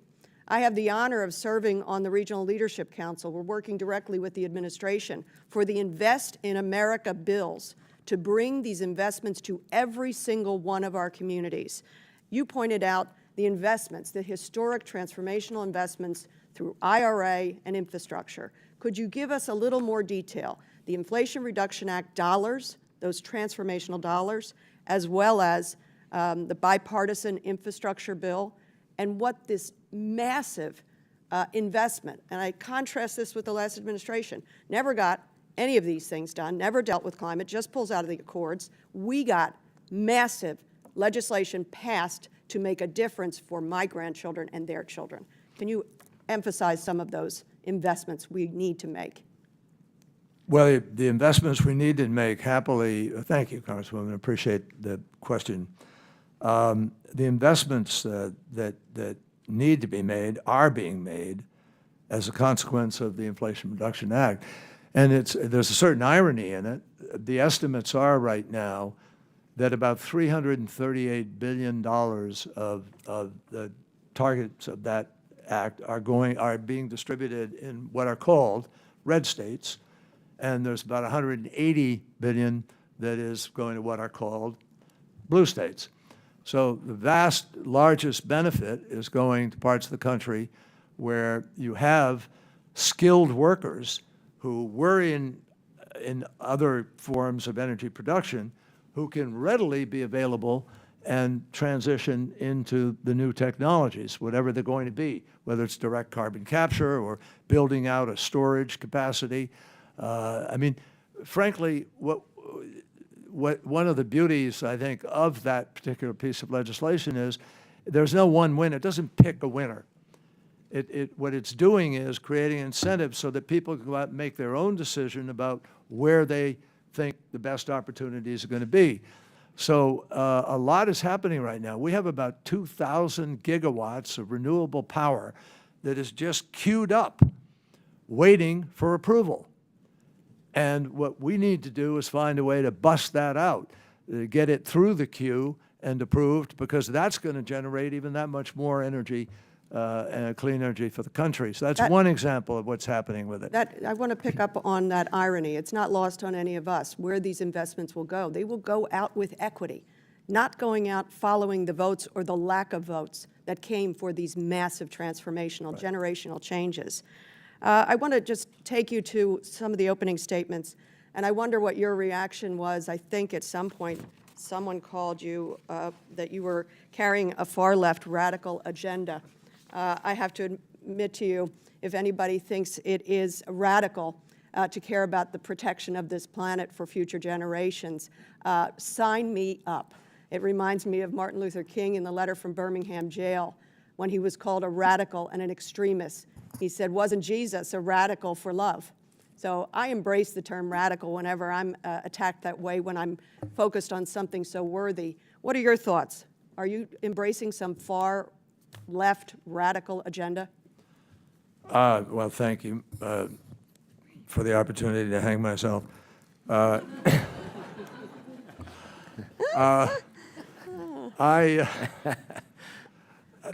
think I am pursuing common sense for political right, political left, Republican, Democrat, because, as I said, what we're looking at is something that is human created. The problem we face right now comes from the way we inadvertently, it's the way the world developed starting in the middle of the 1800s with the Industrial Revolution, and we've all benefited from it. Americans particularly have had the richest lives on the planet because we have the best health care, we've had so many different pluses that have come with the development we were able to create. Now, we've learned, as of 1988, alarm bell, problem. What you have been doing and taking for granted is actually destroying a lot of things on the planet. We lose about 8 million people a year to the quality of air, lack of quality, actually. Air pollution. Greenhouse gases are pollution. And that pollution is having an impact on the lives of our fellow Americans, negative impact. We're now seeing, because of the warming that comes with the emissions piling up in this, level of the atmosphere above the Earth, it prevents the cooling from normally taking place. And so this warming is now totally documented. Everybody knows it's happening. Humans creating it. From the way we propel our cars, light our rooms and factories, heat our homes, that's what it is. It's the emissions. And if we can figure out, so you've sort of got a simple choice here. You either stop making those emissions or you can do something with them that's useful and doesn't harm things. And there is no proof to this date that we have the ability to be able to do that. Thank you. Chair now recognizes Mr. Perry for 5 minutes. I thank the Chairman. Thank you, Secretary. In an attempt to get to net zero by 2050, do you support the administration's goal of cutting U.S. emissions in half by 2030? Yes, I do. Secretary, in 1997, the Senate voted 95-0, including you and then Senator Biden, in favor of the Byrd-Hagel resolution, which resolved that the U.S. shouldn't cut emissions until China, Mexico, India, Brazil, South Korea, and other so-called developing nations cut emissions as well. Do you remember that? I do very, very well, because I was managing it on the floor of the Senate. Since 97, have emissions from China, India, and Mexico all increased? Yes, as they have from the United States. And global emissions have continued to increase as well, right? Yes. Have any of those countries submitted a credible plan to get to net zero emissions by 2050? Which countries? Let's just go with China, India, or Mexico. No. It seems that, have you abandoned your position that those other nations would cut emissions before Americans would have to make choices between the groceries on their table and paying for these policies? I think the reality is that the world changed in that period of time. Let me explain Okay, to you. so you voted that way, but you let me changed explain to you the vote, because I did manage this on the floor. And I know exactly what happened, because I'm the one who said to our colleagues, I think everybody ought to vote for this. And the reason was that it fundamentally had the message that it's not fair. The one we were talking about earlier with the chairman, it's not fair for us to be reducing, and China, which was producing 3 times more emissions than us, and then producing goods that come into our country from that dirty power, and we have a problem. So we wanted to address that. But we knew not every aspect of that piece of legislation is what you all call, we all call, a message. It was a message vote. And the vote was clear. We wanted other people to join us in the effort to reduce emissions. Okay, fair enough. That hasn't happened sufficiently. It hasn't happened sufficiently. Now, Secretary, in 2015 at the Paris Climate Conference, you said that if all industrial nations go to zero emissions, it wouldn't be enough. And then at the White House's Climate Day in January of 21, you said almost 90% of the planet's emissions come from outside the U.S. We could go to zero tomorrow and the problem isn't solved. And in April 21, you told the Washington Post that even the U.S. and China going to zero emissions tomorrow won't solve the climate's problem. Then in April of 21, you said that global net zero is not enough and that CO2 must be removed from the atmosphere. How much is the correct amount of CO2? Let me explain to you, if I can, so you understand exactly what I said. It's close, but it's not quite exactly what I was saying. Can you What I'm just tell me saying- what the let me tell correct you what I'm amount saying. is? I'm going to tell you what the correct. Here's how it works. Because we have put, I'd forget the exact number of tons, millions of tons of CO2 and other greenhouse gases are now in the atmosphere. They're there. And every day we're adding more. And so every day the heat is going up, and we have to figure out how we're going to, tame the monster here. The only way to do that is to reduce emissions on an ongoing basis to get control on the current level of emissions that we have created. But and what then, is then But to what is actually the correct, suck? Sir, you're with all gonna due have to- respect, you've been through let me this just before. finish. What is the correct amount? I don't want to spend a bunch of time about a history lesson about things that people don't care about. What changes every What- day? what's the- I can't tell you the exactly correct what amount it is. change It's in the there? yes, So- it does. So, because we're- Secretary, you probably know that for approximately 200 million years, what's the parts per million now? About 400, right? Can we it's agree on over that? 400. All right. It's For about, about 420. 200 million years, 2,000 parts per million. Did Mother Nature get it wrong for 200 million years? Here's the difference, Congressman. The difference is, yes, there were periods which all the scientists who deal with climate acknowledge that there have been moments on the planet, which is billions of years old, in which there were greater heat and there was greater Tell me the carbon difference dioxide. quickly. I've got a The limited difference amount of is time. human beings are creating Okay, so this.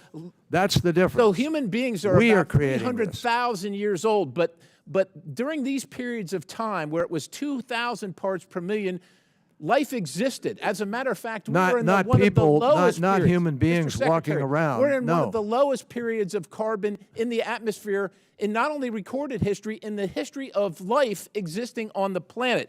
In December of 2022, you told the Washington Post we need to remove 1.6 trillion tons of carbon dioxide from the atmosphere via direct air capture. The cost for that is about $1,000 per ton, or $1.6 quadrillion.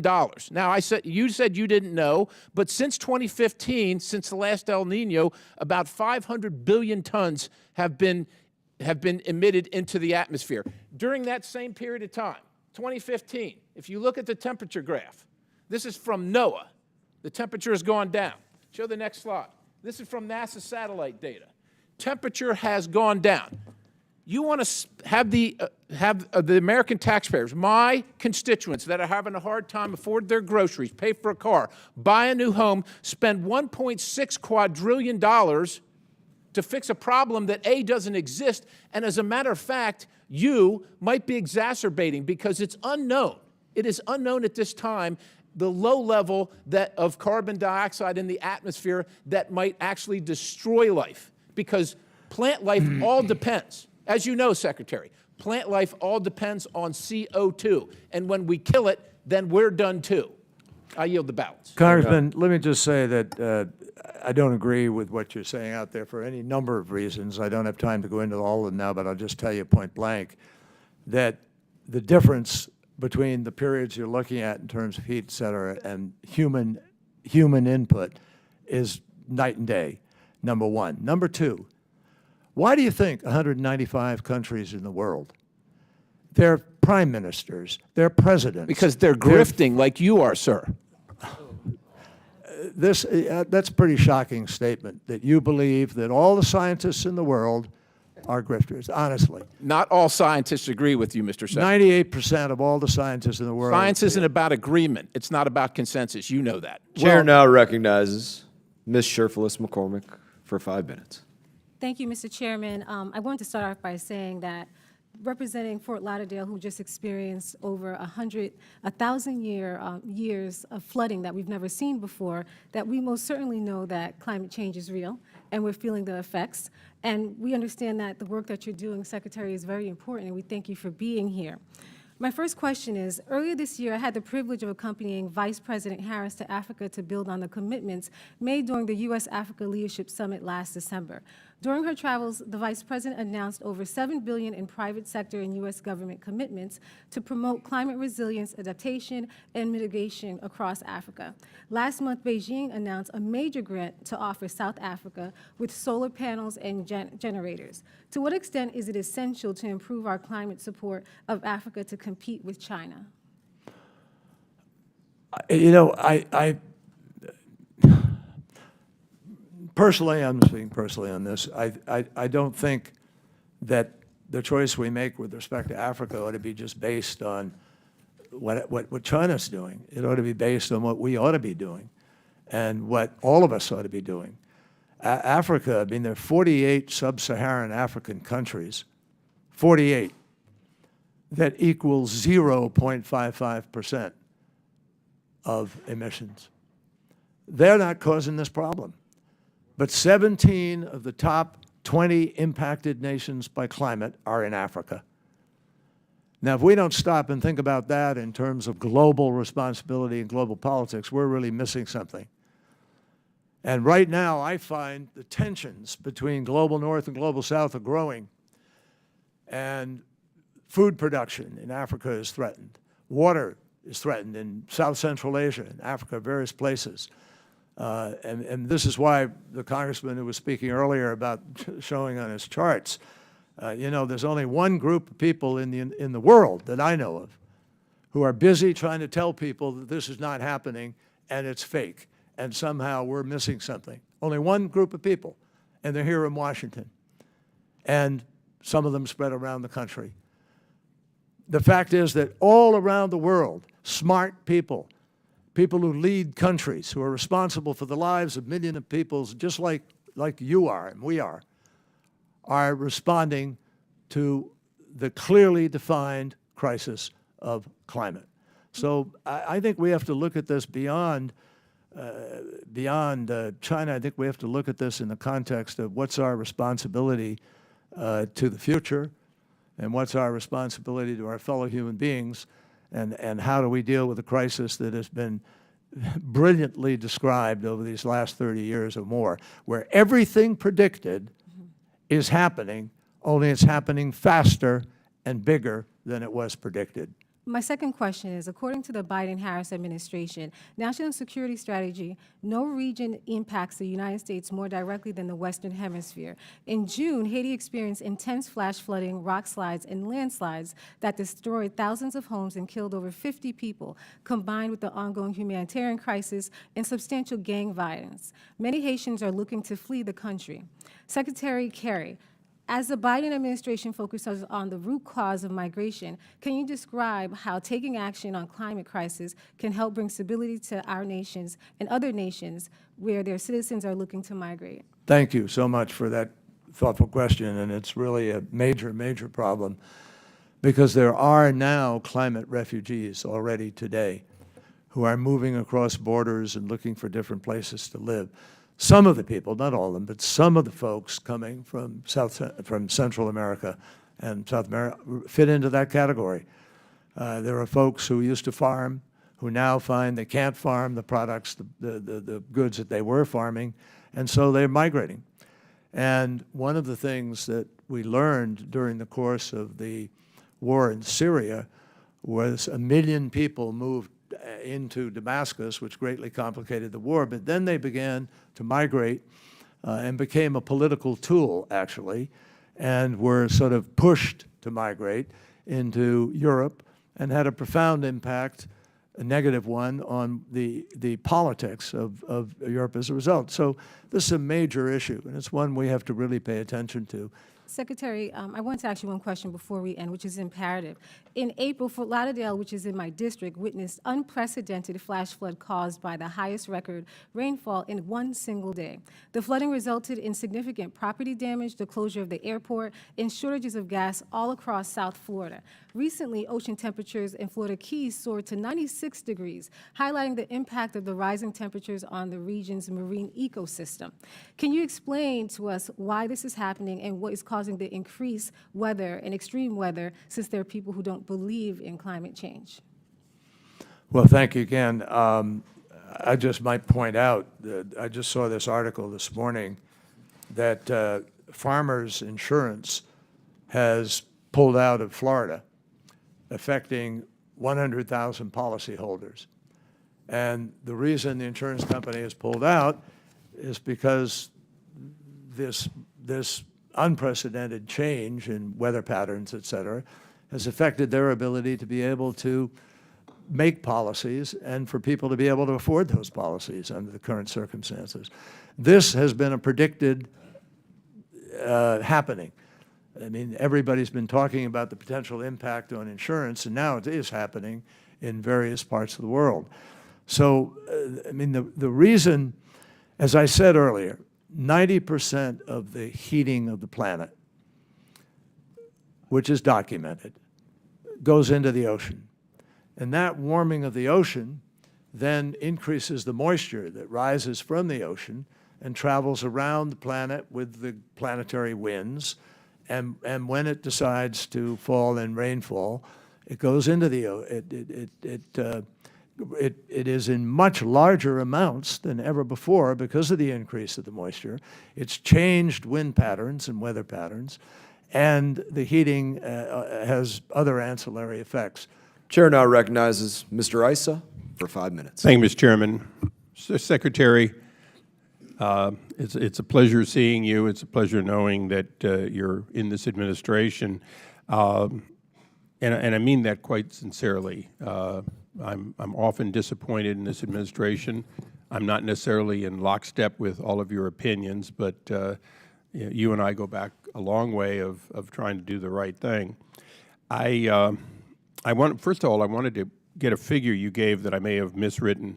You predicted, you didn't give the amount they have today, but you predicted 2,200 gigawatts in China by 2030. Is that accurate? That's what our current estimates are showing. This comes from a number of different sources, but it could be more, it could be less. But today, how many gig do they have, roughly? Let me get back to you. I was actually talking with folks about that yesterday, and I couldn't get it pinned down, but I'll come back to you with a number. Okay, yeah, it'd be good for me to have that because that's a lofty goal, but as you and I both know, you go to China, you see a lot of amazing, cranes. But then when you go back, you see the cranes in the same position. So it doesn't always mean that they're doing what they say they're going to do. In 2021, you said that you told this committee that trusting China in climate change promises would be stupid and malpractice. Without directly using that quote again, would you generally agree that it still would be malpractice? I think trusting a lot of the players who've been involved in this, in government and also private sector, is not the smartest thing in the world because we've been burned. Now, China is a country that buys all of the above, no question at all. They buy a massive amount of ours and the rest of the world's coal. They're increasing their coal. They're buying natural gas. They're putting in nuclear. And as you said, they're doing some work, considerable work in the photovoltaic that they produce. But India has a tendency to continue burning both dung and coal. You're going to China, but we had the head of India here for a joint session just recently, and he said a lot of great things, but he didn't say we're going to buy natural gas or do other incremental things to reduce the carbon footprint. Are we dealing with two problems, a China that it's malpractice to believe that they'll do what they say they'll do, and an India that constantly seems to say they're too poor to do what they should do to do any part of climate change reduction?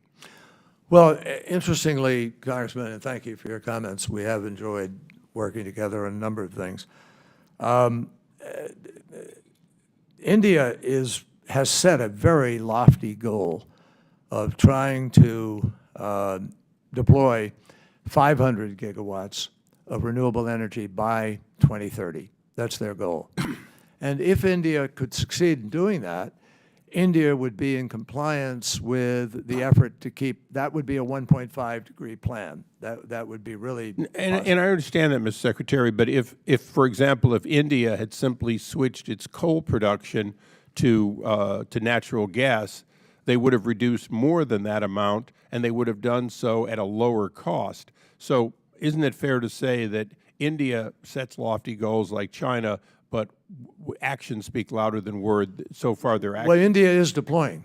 They're deploying. Their hope is to deploy, and their hope is to close coal. Now, they can't afford. They don't have LNG, and Well, they don't have LNG because they haven't built the plants or signed the contracts. Well, that is true. But on the other hand, they can't afford to do that on their own. They weren't able to at that point in time.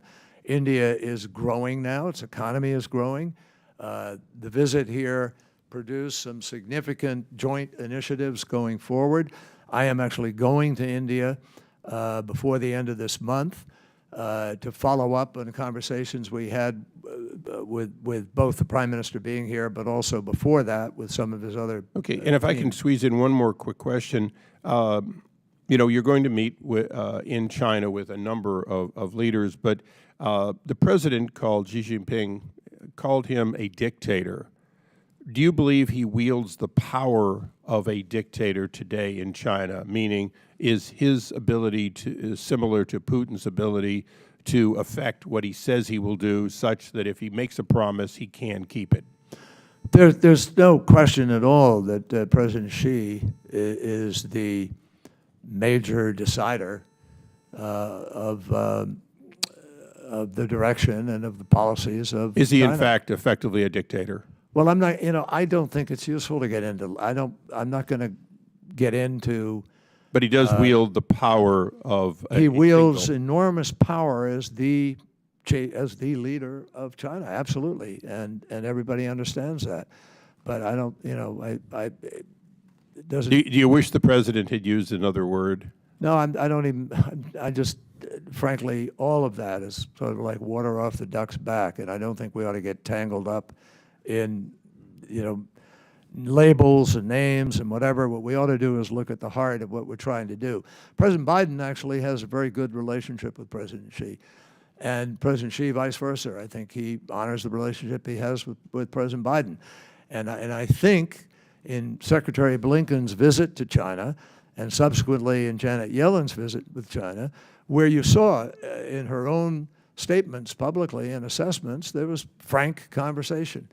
But the effort is well underway now to try to stabilize and avoid conflict by virtue of unforeseen consequences or mistakes. Chair now recognizes. Mr. Chairman, can I just ask one follow? It doesn't require, but would you commit, when you have had those meetings with India and China, to, in writing or in some other way, report back to us so we have an update on the Sure, effect be of happy those? to. I thank you, Mr. Secretary. Thank you, Mr. Chairman. Thank you, Mr. Issa. Chair now recognizes Ms. Titus for 5 minutes. Excuse me. Thank you, Mr. Chairman. When you go towards the end, there are not many questions left to ask, but you have the luxury of having heard everything gone before and kind of reached some conclusions. One thing I heard was my colleague on the other side called the secretary, most of the scientists in the world, and the heads of 195 countries who belong to the UN climate agreement, grifters. Now, that's something that should be taken down, but since he's gone in his typical hit-and-run fashion, it wouldn't be much point. Now, the arguments that I've heard from both sides, on the other side of the aisle we hear, you can't make China do anything. You can't force China to do anything. You can't impose any restrictions on China. Therefore, we shouldn't be doing anything in the United States. On the other hand, when you're getting ready to go to China and try to negotiate something or make some points or try to influence their decision, they don't want you to go. They think that's not a good idea. Also, we hear that you have a pro-China, not a pro-American approach, and you are not helping U.S. business and workers. On the other hand, these people who are saying this voted against the Inflation Reduction Act, which made a big investment in manufacturing and workers and solar energy panels that we don't have to get from the Uyghurs, but can be made here. Speaking of the Uyghurs, there's a real now sudden interest in human rights of the Uyghurs, but it doesn't bother them too much to deal with Saudi Arabia when it comes to these issues. Also, we know that this is a world issue. Climate change affects everything from demographics to politics to economics, and yet we're not looking at the rest of the world. It's as though only the U.S. and China exist on the globe.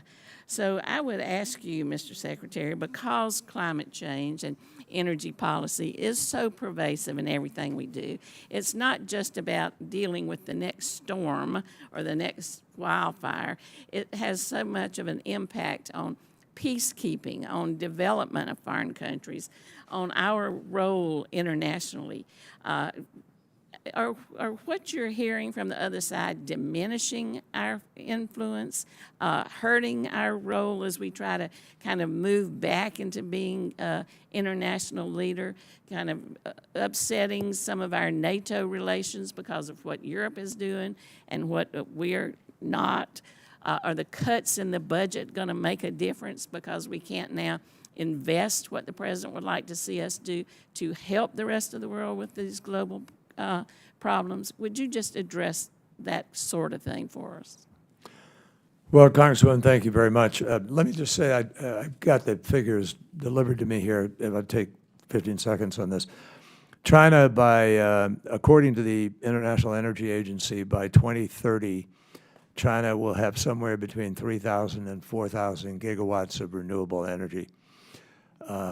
That's by fathoms larger than any other country in the planet.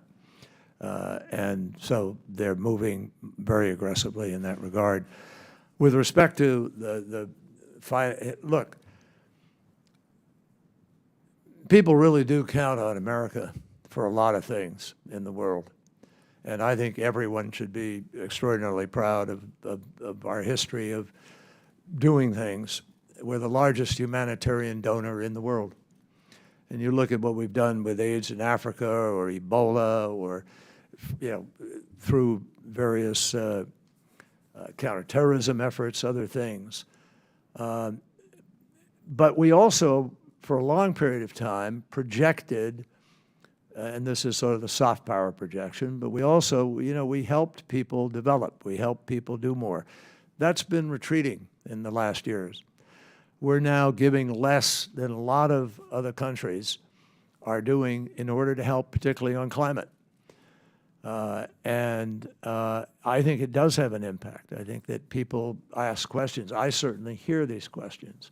Why aren't you doing that? Why aren't you more present? Why aren't you? Look at who's giving us help here, and so forth. So I think that, you can't just sit there anywhere and wish that things are going to be as they have been historically. You have to invest in it. You have to actually proactively have people on the ground. You have to build relationships. You have to do things that people see you doing, not just on an economic competitive basis, but because it's the right thing to do. And I think we've fallen a little behind on that. I know President Biden feels very strongly about living up to our commitments and our values. Thank you very much. I'll yield back. Thank you, Ms. Titus. The chair now recognizes Mr. Waltz for 5 minutes. Mr. Secretary, in exchange with Mr. Mills, you just testified under oath that you never owned a private jet. Mr. Chairman, I'd like to enter into the record article here from February 15th of 2023 The John Kerry family private jet was sold shortly after accusations of climate hypocrisy. Mr. Secretary, do you stand by that testimony that you've never owned or I personally, your family? I by your family? personally, yes, my wife owned a plane and sold the You plane. flew on That's that plane? Not in a number of years, but I have flown on it, And sure. this article is not then inaccurate, that your family owned a plane, you flew on a plane. My Mr. wife Secretary, Mr. owned, Secretary, my wife owned here's the plane. here's the issue. Yeah. This isn't some kind of partisan gotcha.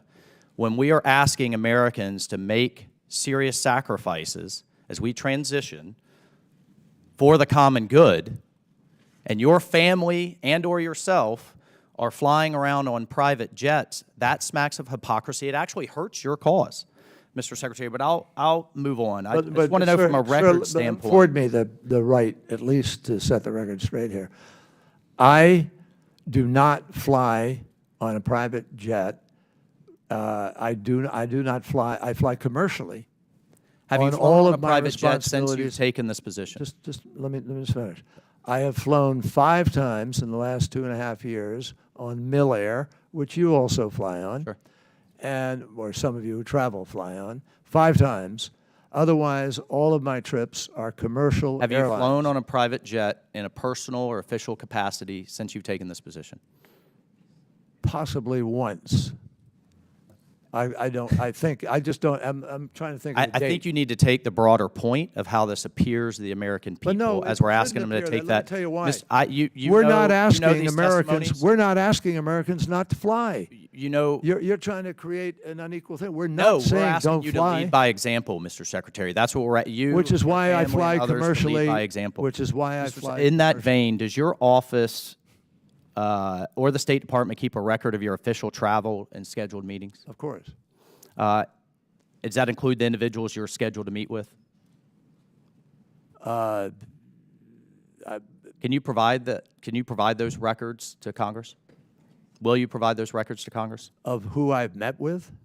Your official travel, taxpayer funded while in this position. Sure, happy to do so. Thank you. I appreciate that commitment. Switching topics here to some of the other diplomacy you've conducted. In a 2018 interview, you admitted to speaking with Iranian Foreign Minister Zarif, quote, 3 or 4 times from the start of the previous administration. How many times did you speak with the foreign minister, the Iranian Foreign Minister Zarif, during the last administration? And I'll enter into the record, Mr. Chairman, Without objection. that 3 or 4 times. So let's take that at face value. Did you communicate with him using Signal, WhatsApp, Telegram, any other? I don't recall how I communicated with him. I met him formally in the course of international, specifically I think it was at UNGA in New York. I saw him in Munich at the Munich Security Conference, which he was invited to. According to leaked audio provided by the New York Times, Zarif said you told him that Israel attacked Iranian assets in Syria at least, quote, at least 200 times, and Zarif was surprised you would reveal such sensitive information. Now, that was according to leaked audio. Now under oath, do you stand by your previous denial that ever happened? I absolutely stand by. On the day that report came out, we made it crystal clear in a release that we put out that never took place.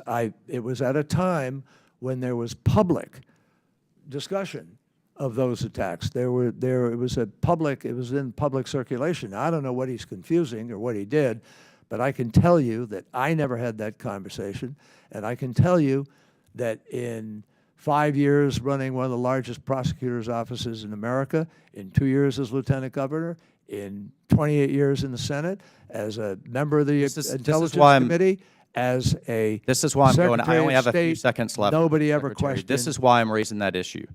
Would you find it appropriate if a former Trump administration official traveled around and talked to the same officials you are and said, you don't have to abide by these agreements, hold fast till 2024, a new regime or a new administration may be coming in, and therefore undermining current administration diplomacy.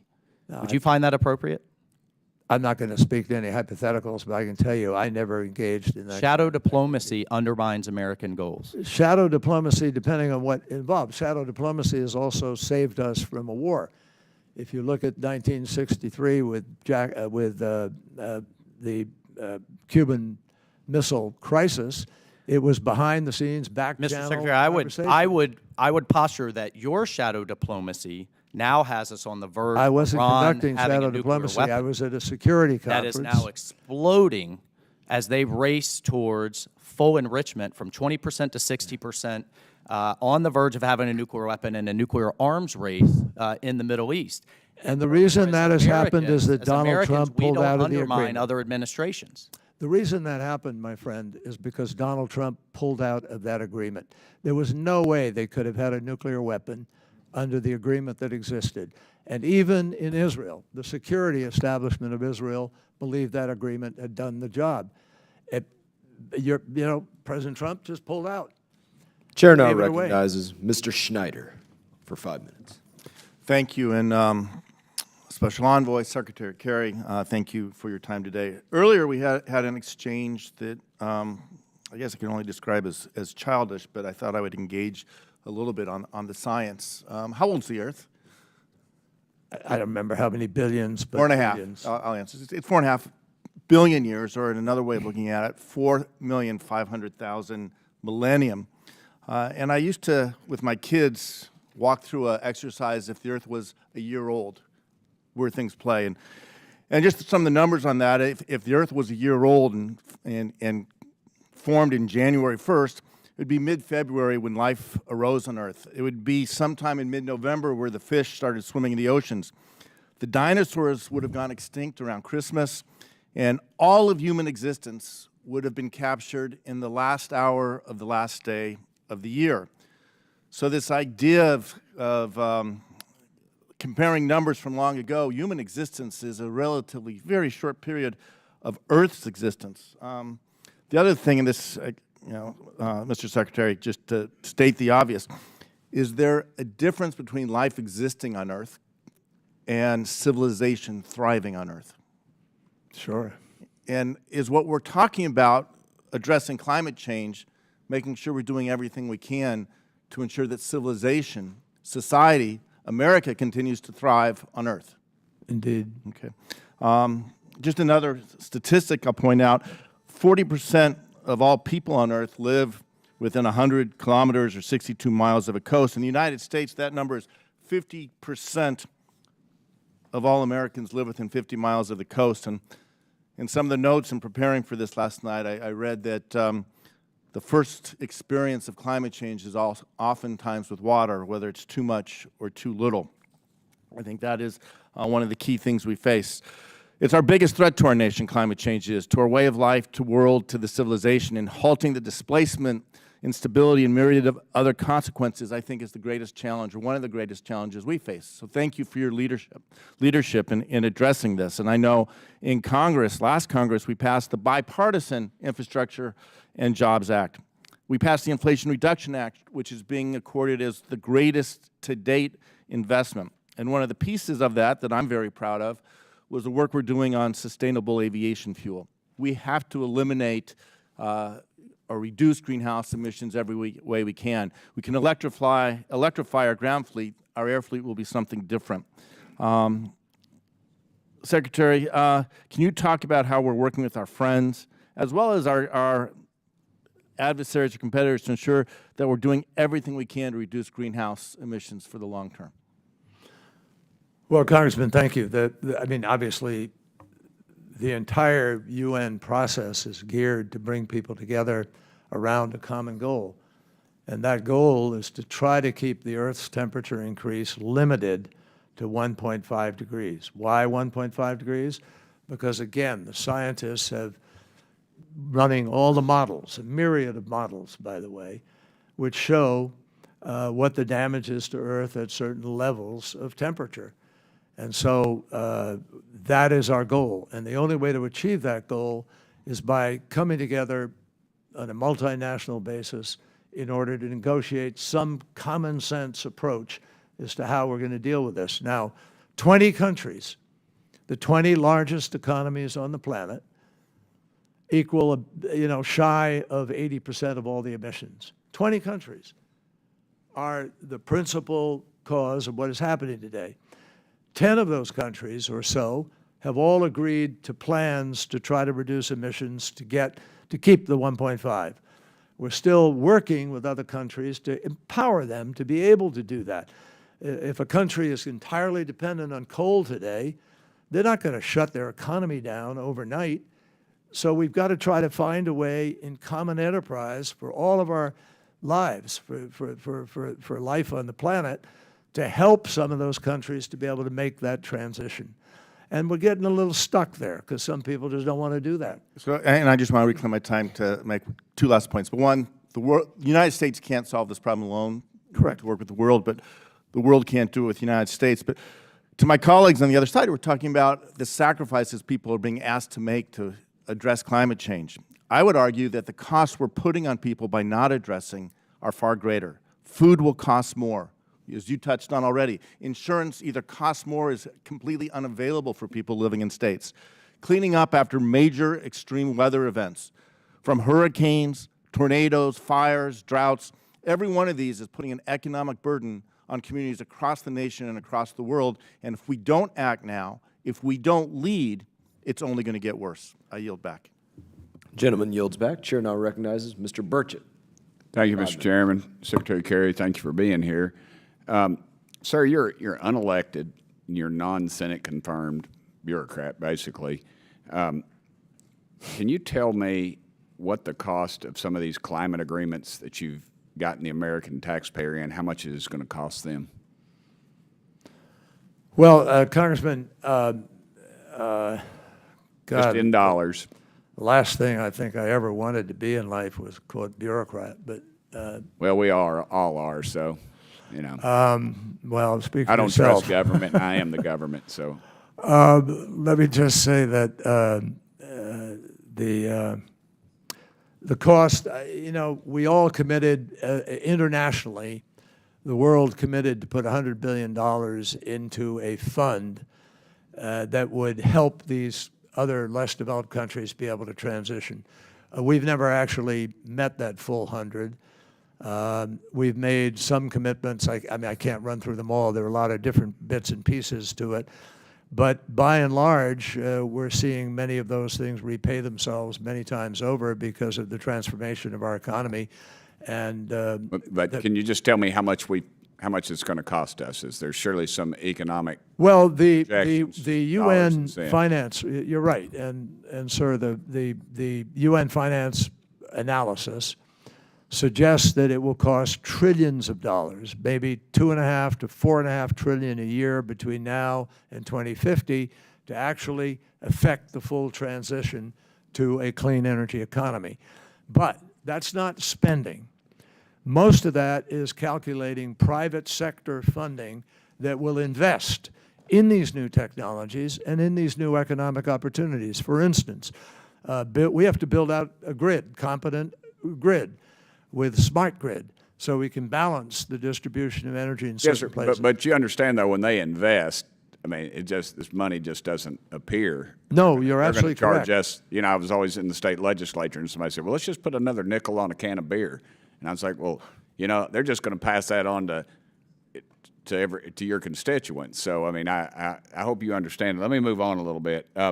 Can you explain why you and other members of the U.S. delegation to the United Nations Climate Conference in 2021 and 2022 did not follow the President's direction to track your carbon emissions? Yes, it's unfortunate, but they ran into problems, apparently, in how it could get measured, how it gets accrued.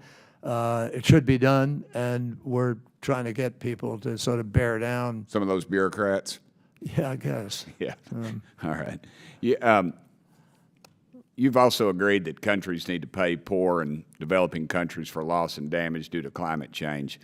Why do the good folks in East Tennessee that work very hard for their dollars need to pay for a flood in Africa or South Asia? Well, we're not specifically paying for a flood in South Africa, though sometimes money may go to something like that. But the United States, as I said, is proudly the largest humanitarian donor in the world. And Republican and Democrat administrations alike have historically, I mean, look at what, President George W. Bush put significant amount of money into the AIDS program in Africa.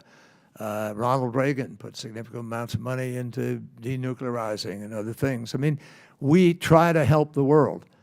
And you all, as the elected officials, have to balance to what degree, what's that amount going to be, and for what it's specifically going to go. But I think our country is enriched, and that our civilization is better for the fact that we do try to help people out in other places when they're in trouble.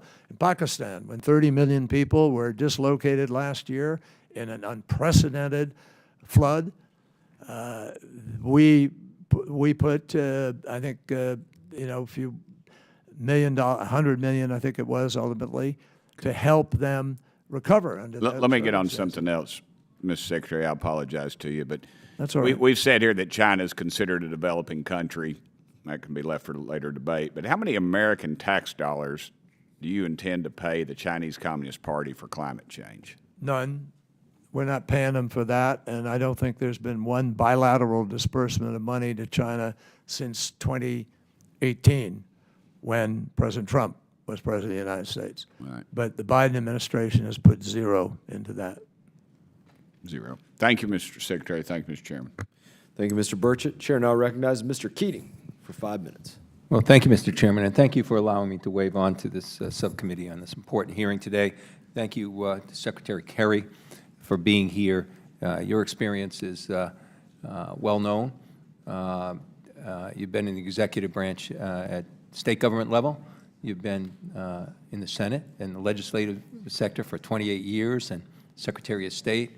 And I think perhaps in this morning's testimony, what we heard is a reflection of that to an extent, that the questions posed to you in your official capacity really are in the province of the Secretary of State of the United States, or some of the solutions are found in the legislative side in the House or the Senate, and you're here as an envoy. You're here because there's an important new position that was created, because if you look at the importance of climate change right now, it's clear. It touches everything. If you were doing it in legislative committees, you could be easily testifying in front of the Armed Services Committee or the Intel Committee or Agricultural Committee or Energy and Commerce or Homeland or Appropriations. If you were dealing with cabinet responsibility, you could go through the whole spectrum of the President's cabinet and find how climate change is a directly affected and important piece of their function. So I think, given your background, our government is well served by having you in this role of envoy, bringing together all these fragments into one important position. And I thank you for that. But I want to give you the opportunity this morning, and as I'm at the last of the queue here, mercifully you might be thinking, but as I'm last in the queue, or pretty close, I'll say this. I just want to give you the chance.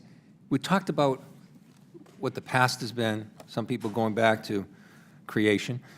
We've talked about the near-term effects of what we're dealing, the current effects of what we're doing. But, you know, given the importance of dealing with this issue existentially, given the fact that scarcity of water creates wars, famine creates migration, everything that we have, and the imminence of things getting worse, could you take a few moments and just share some of the discussions you've had and the knowledge you've had on what the future is going to look like more concretely, not just deadlines for dates, but this is real stuff. This is a real, there's a real urgency that surrounds this. And can you take a few minutes on those matters of how this is going to affect the lives of everyone on this planet, how it's going to affect all those areas, and just share with us some of the things you've learned talking with others around the world. Well, thank you, Congressman. Obviously, we're already seeing ways in which it's going to affect people. We've had every year, increasing storm intensity, storm damage. We're spending billions, literally, actually trillion. We had $1 trillion in damages, I think it was over the last 10 years. And that's money sort of thrown away in a sense. No, not that it's inappropriate. We should be helping people afterwards. But wouldn't it make a lot more sense if we were avoiding that damage in the first place or minimizing it? And you asked the question, what's it going to look like? That depends on what we decide to do. It's very obvious that there are huge threats here. Literally, food production for an entire continent could implode. Water is already diminishing. Last year, the Rhine River was down to inches. They had to stop navigation on the river because of it.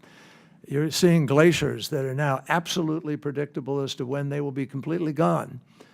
And at the rate the ice is melting in the north and south, Antarctica and Arctica, there are dire predictions now about how that's moved forward by about 30 years at the pace at which it is vanishing. And parts of the Earth are warming much faster than other parts of the Earth. The Arctic, for instance, is warming 4 times faster than the rest of the Earth. Other places are. We're hitting heat levels in places that have never been lived by human beings on a regular basis. So, what is life going to look like in the future? I'm an optimist. I'm genuinely an optimist about this. I'm watching what is now happening because of the Inflation Reduction Act. I'm seeing new processes, new seriousness of purpose among people who up until now never thought they had to be serious. So I have a sense that if we could come together and continue to accelerate the reduction of these emissions, we have an incredibly bright energy future staring us in the face. We can have clean energy. We can have energy that, if not renewable, is still clean in nuclear, whichever. I look at the U.S. Navy. We've had ships that are nuclear, a small nuclear plant that have never had a sailor killed or lost or an accident, never had a spill. We know how to do this. We're just not choosing to do many of the things that are available to us to be able to do. So I think there's a huge, exciting set of possibilities for what will happen in this new economy that is going to develop. And it is going to develop, because I see the most serious of our entrepreneurs, the most successful of our entrepreneurs, the best of our financiers, all of them are now seized by this issue, and they're out there trying to push new processes, new technologies, new possibilities. And if we do what historically we humans have done, we're going to hopefully adapt and make the right choices. Chair now recognizes. With that optimistic note, I yield back. Thank you. Chair now recognizes Mr. Smith. Thank you very much. Mr. Secretary, welcome. It's great to see you again. Let me just say at the outset how grateful I was when you were Secretary of State, and legislation that I had introduced to help end the practice of child abduction. The bill passed twice. I named it after Sean and David Goldman. Sean was a young man who was abducted to Brazil. You changed the policy of the Obama administration, because before that they were against it. It sat in the Senate for 5 years, having sent it over several times. And I want to thank you for that. I had an oversight hearing on it just the other day in my committee, the Human Rights Committee, and we are mitigating the number of child abductions that are occurring and helping to bring people back. So thank you so much. It was your change of heart, not you, but the change within the administration that made that happen. So I'm very, very grateful.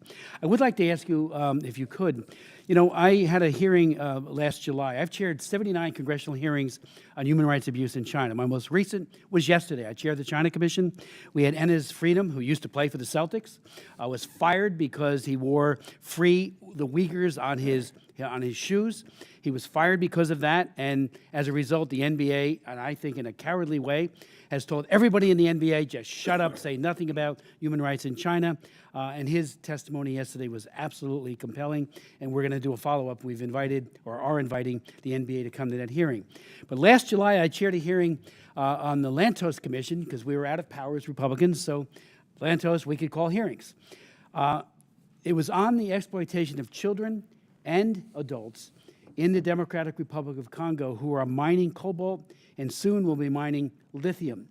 We found out, and I've raised this issue before, but the hearing just was a catalyst for we need to do more on this. Something on the order of 40,000 children are in these artisanal mines. They're dying. They're getting sick.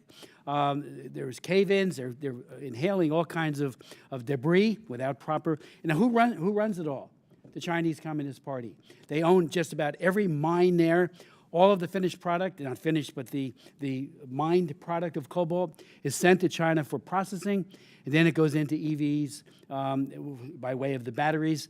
And it seems to me that no matter where anybody comes down on the advisability of having more electric vehicles, it should not be on the backs of African children, be they in DR Congo or anywhere else. And 70% of all the cobalt, as you know, does come from the DR Congo. I introduced a bill, H.R. 4443, that would look to enforce the Tariff Act, Sections 307, and require an all-out effort to try to protect those children and those adults from this egregious human rights practice by the Chinese Communist Party. I did meet with our ambassador, and it was a very good meeting, Lucy Tamlin, a couple of weeks ago to the DR Congo, and I had known that they're talking about an MOU, but the problem with the MOU is just aspirational. It's like sense of the Congress or sense of the Senate language. There's no teeth in it. And I'm asking you today, I know you are very much in favor, as is the administration, of electric vehicles, but they should not be, the supply chain should not be contingent on whether or not we get it from the DR Congo or, by way of the Chinese Communist Party. Please take a look at the bill. We've got to protect those kids and those adults. They are dying. We had people talk about the lung diseases that they're getting. And these kids have no health care, so they just die. And there's beatings that are occurring by Chinese Communist Party soldiers who are deployed there. And unfortunately, the DR Congo leadership just basically looks the other way because they're getting perhaps even paid off. If you could speak to the issue of the cobalt and soon the lithium that will also be coming out of the DR Congo. Well, Congressman Smith, thank you very much for your persistent, over the years, work on all of this. You've been really tenacious and super focused on it. It was a pleasure to work with you on it before. Let me just say to you that we have an MOU with the DRC and Zambia on advancing critical minerals now, and to add processing capacity there. So we're focused on it, and I will convey your thoughts to the appropriate bureau in the department out of this, but we thank you for that. I would appreciate that. And again, the MOU is a good idea, but it doesn't go far enough. It is all aspirational. And again, when the Chinese Communist Party is paying people, high government officials, and there's suggestions that that is happening, I would love for the DR Congo to own it all and to spread the wealth that is gleaned from that to their own people. Yeah, I instead of it all going and being processed by the PRC, where another slave labor type process takes place once it gets to China. So Thank you. Please take a look at the bill, and I hope you can support it. You got it. Thanks. Thank you. Chair now recognizing Mr. Huizenga for 5 minutes.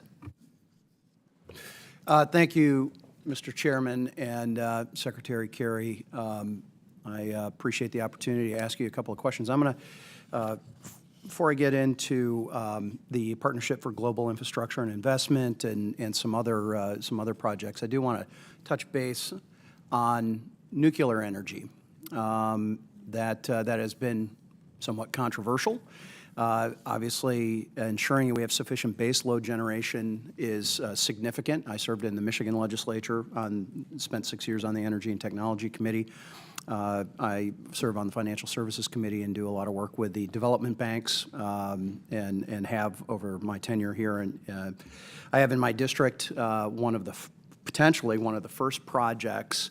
It's called the Palisades Power Plant in Covert, Michigan, that may be restarted. It's a program that is new.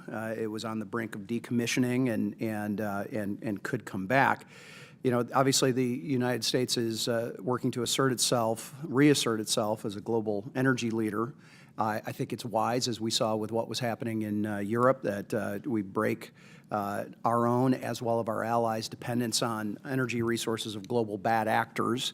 So I'm curious, do you believe that, that projects like Palisades and others that potentially are on there would help us achieve these goals and reduce CO2 emissions? Or what's your view on restarting some of these nuclear power plants? The Biden administration is very proactive on the nuclear front. We believe that nuclear, that you can't really reach the targets that have been set without some nuclear. Okay. All right. I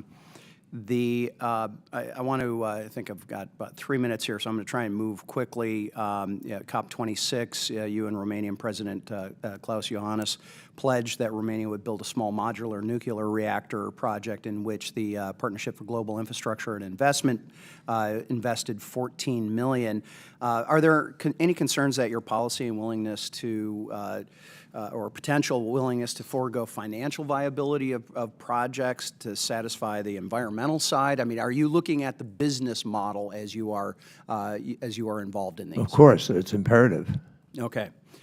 All right. I want to move to a question regarding sort of your scope and authority. I think this is a new position, very new to a lot of people.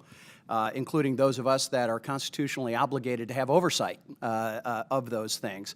And I'm curious, does your funding, just making sure I understand, does your funding to fund your 45 full-time equivalents, your FTEs, as well as your salary and your travel, does that all come out of the State Department? Yes. Okay. Yet you do not report to Secretary Blinken, correct? Well, sure I do. I mean, but as a friend of mine. I'm not trying to create a trap. No, here. no, I'm no, just I know trying you're to not. understand. I know you're not. I'm just trying to say, formally, in terms of strict legal accountability, Okay. I report to the President of the United States. Okay, But that's great. informally, obviously, I keep the Secretary completely. There's only one Secretary. That's informed, yes. We keep him fully informed. And having served in I that consult position, with him. Reclaiming my time on this. Sure, go ahead. You certainly served in that position. In that position, you had the authority and the ability to negotiate on behalf of the United States, and had ability to bind it or speak on behalf of the president. What are the scopes of your duties with this, and under what authority are you able to go in and be able to all intents and purposes negotiate on behalf of the United States? Well, I'm negotiating. I'm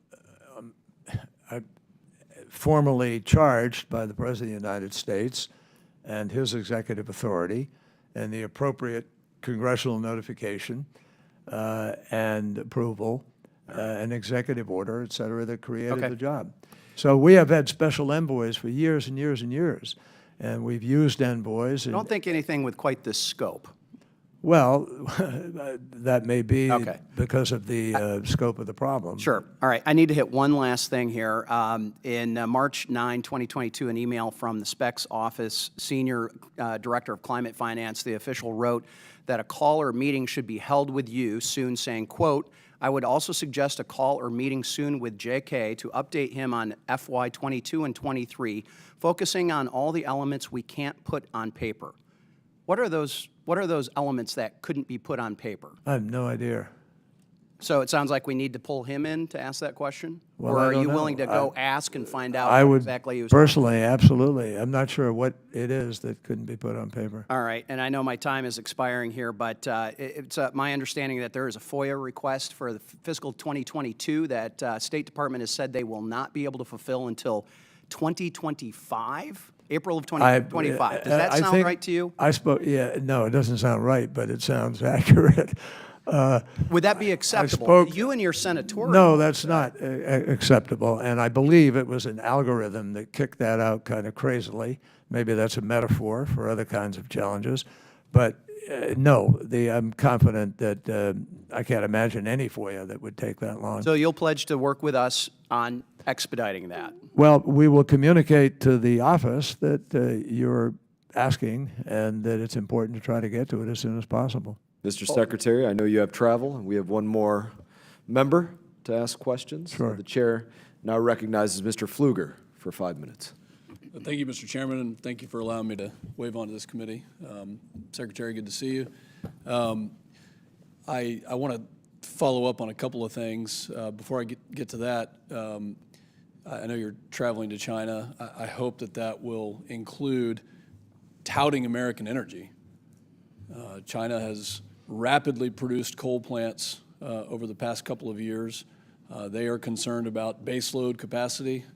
They are concerned about reality, and yet we have administration officials who are touting the Chinese Communist Party as the leader around the world in combating climate change, which is just incredulous and it's nonsense. So I hope that on your trip there that you'll tout American LNG. If we were to replace the coal plants that China has, we could reduce the CO2 footprint immediately overnight by about 50%. So following up on my colleague here, in your position as special envoy, you made it clear that you do negotiate, on behalf of the president. But let me ask you this: do you have the authority to bind agreements?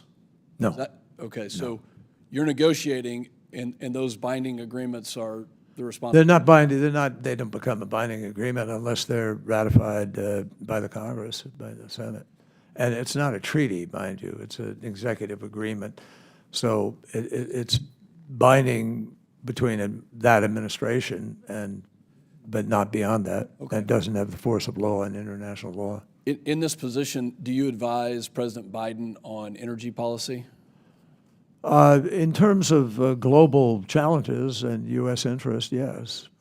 Did you advise the president in recent months to travel to Riyadh and to ask OPEC to increase production of oil and gas? No, I did not. So Secretary Granholm testified before me on my primary committee in Energy and Commerce, and was a little wiggly on whether or not she was the primary advisor on energy policy for this administration.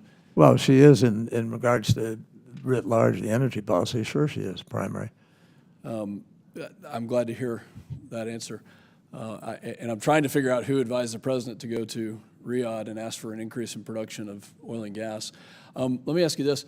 In previous times where we've had the opportunity to have you before this committee, I've asked the question, do the renewable sources of energy like wind and solar, let's just limit it to those, do they have the ability to provide baseload capacity in this country? Backup baseload, no, but some primary, they could be part of it. Yeah. But can they on their own guarantee that when the wind isn't blowing and the sun ain't shining? No, that we all know. Well, I think that's good, and I'm glad to hear that, because that's really the fight that we're in. But with battery, there's ways to make that work. Germany is heading to a very high percentage of renewable, others are. I'm glad you brought up Germany. I'm actually very concerned about the path the German government has taken. So are we. Because this repower plan is completely ignoring nuclear, and instead of having Russian natural gas, which does provide baseload capacity, they're moving in a direction that could put them in a very bad spot with regards to baseload capacity. When we look at the administration's desire, specifically of the EPA, to have a mandate for EVs in this country, and there's a couple of different timelines. How much electricity does the United States use on an annual basis right now? I don't know exactly where we are right now. Okay. I don't think it's 4,000 terawatts. How much additional demand would we need if we got to, let's just call it 50% EV mandate, 287 million cars on the road? Probably double. Okay. I'm not sure. That's actually what the Secretary of Energy said. I think it's less than that. But here's my point, is that I've questioned the EPA Director, Regan, Secretary Granholm, Mr. Goffman, other high-ranking officials in the administration, and I don't believe anybody has done the math on this. And so there's multiple balls in the air here when we're talking about energy. And I don't think anybody in the administration has actually, I know nobody has done the math on this, because we can't get a straight answer. And so when you go to China and talk to the Chinese about baseload capacity and the power that's required there, I think they're doing the math on it, and they're building coal plants to meet that demand. Actually, I don't, with all due respect, I know you represent a district that has tremendous wind and the Permian Basin and so forth, and so you have a lot of knowledge of this. But I think there was a recent article showing that it was in fact renewables that kind of helped Texas through the hurdle of this heat because of its reliability and where the energy comes from. But let me just say to you that I think I know the math has been done, and I know that there's a clarity that as the number of electric vehicles go up, as you electrify the country in various ways, you're going to need a lot more power. And that's precisely why the administration is trying to move on the permitting for many of the transmission lines that are essential to being able to get that power out there. So we have about 2,000 gigawatts now of potential power in the queue that is not able to be deployed. So if we can deploy more rapidly, we will fill the void. We will meet the need. Mr. Chairman, I need 10 seconds. We are going to enter into a crisis in this country if we do not use the resources that are primary sources of energy. I am not an all-of-the-above fan anymore.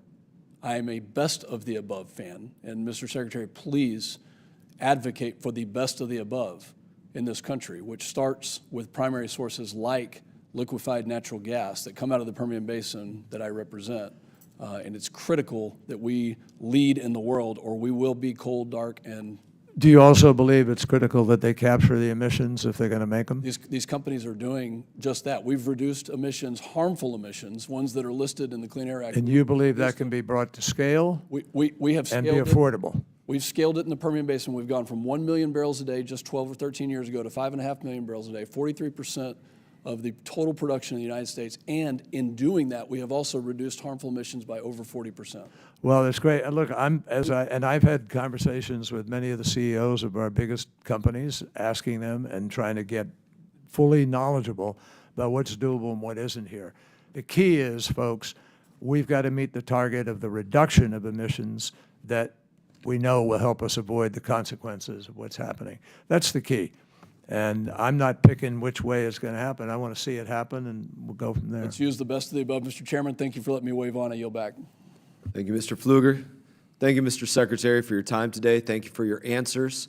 On this committee, we do not approve of engaging in personalities with the witnesses, though it is not a rule. It's not something that we approve of.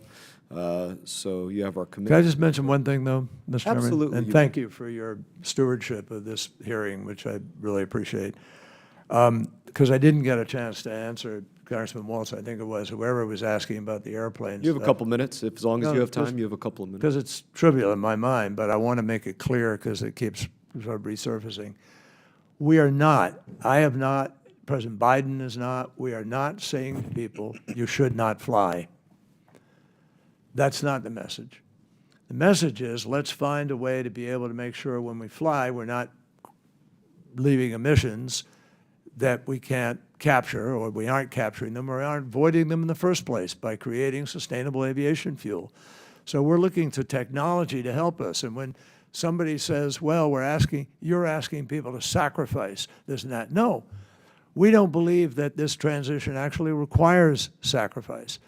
We think it will wind up making life better, cleaner, healthier, more secure. Our country will be strengthened with clean energy and some of our own supply that avoids many of these other problems.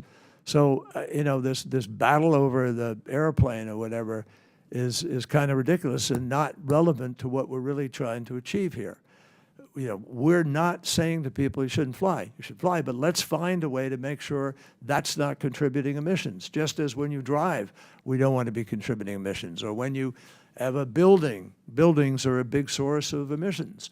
We have to build them in a way that they're not contributing pollution, which is in effect what it is, in ways that hurts people. So that's our hope, that we can get on to a sort of more serious, how do we solve this problem, which I think is self-evident to anybody whose eyes are open and whose mind is open at the same time. I appreciate your closing thoughts. Thank you, sir.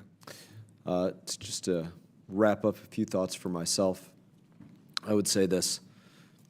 I started with some questions myself. I did not get all the answers that I want, but it is important that your office, every congressional office, that they have transparency. It's important that we know what your mission statement is, what you're trying to do on behalf of the American people, whether every American agrees with you or not. It's important for us to know those that are working in your office, what backgrounds they come from, the ways in which individuals are vetted. For me personally, there's various kinds of power that we see the United States of America wielding. When it's hard power, I think it's important that we put the fear of God into those that challenge us. When it's soft power, I think it's important that we look at every way in which that soft power may help Americans thrive or may help our adversaries, our enemies, or those that wish to rise up against us to potentially thrive, and take that accordingly into account. And I hope that you do that. In that, I would just say this. I wish you well on your travels. I wish you safety on your travels. I thank you for your testimony. Other members of the subcommittee may have some additional questions for the witness, and we would ask that you do respond to those in writing. And I will now recognize my colleague here, Mr. Crow, for 5 minutes of closing remarks, if he has any. Thank you, Chairman, and thank you, Secretary Kerry, for your testimony and your time here today. First of all, I just want to rebut a couple of themes that were prevalent throughout the hearing. It is wrong to say that your office and the State Department and folks that work with you and for you have been nothing but transparent. Just yesterday, you produced 700 pages of material in response to requests from this committee. And you have been, in my view, nothing but transparent and open, and including today, spending well over 2 hours answering everybody's questions, staying until the very end, and ensuring that everybody had their opportunity, and I thank you for that. It is also wrong to say that engagement with the world, including with our adversaries and those who we don't have common ground in all areas, is in any way a show of weakness. It is actually a show of strength to engage with the world, and to do so from a position of confidence, right? We don't have to have this crisis of confidence where we shy away from tough conversations and tough situations, and you have shown that very clearly, and I applaud your effort, including today, going to have very hard conversations with people that we have very deep-seated disagreements with, because that's in the best interest of the American people. And it is also wrong to be the subject of personal attacks, and I'm grateful to the chairman for actually calling out that is not the course and conduct of this committee to engage in personalities. So thank you, Chairman, for mentioning that, because you have been a public servant to this nation in a variety of capacities for your adult life, including your own military service as well, of which we find common faith and fidelity in, and I'm grateful for that. There is this saying in politics that when you can't attack the message, when you have nothing to say, you attack the messenger. And unfortunately, you were at the brunt end of that today. So we will respond accordingly. But thank you for being calm and for staying focused on the important issues. But these are substantive issues, and the American people deserve a full and robust discussion about it. And you have adequately outlined for the committee and for the American people that this is in our best economic interest. The economic future of this country relies on us making this transition. It'll be more jobs, a stronger economy, a more resilient economy. That our safety relies on us making this transition and reducing our risk to flood, to wildfire, to pandemic, to crop collapse, and so many other major crises that our world and our country face. And it's in our national security interest that we make this transition, that we will be a safer and more prosperous country if we engage globally, if we win this strategic competition around the world, and we address these national security issues. So thank you for making that strong case, and I join the chairman in wishing you well on your travels, and I yield back the balance of my time. Thank you. Pursuant to committee rules, all members may have 5 days to submit statements, questions, extraneous materials for the record, subject to the length limitations. Without objection, the committee stands adjourned. Thank you very much. Appreciate it. Congressman, I didn't know I had the option not to stay till the end. But anyway.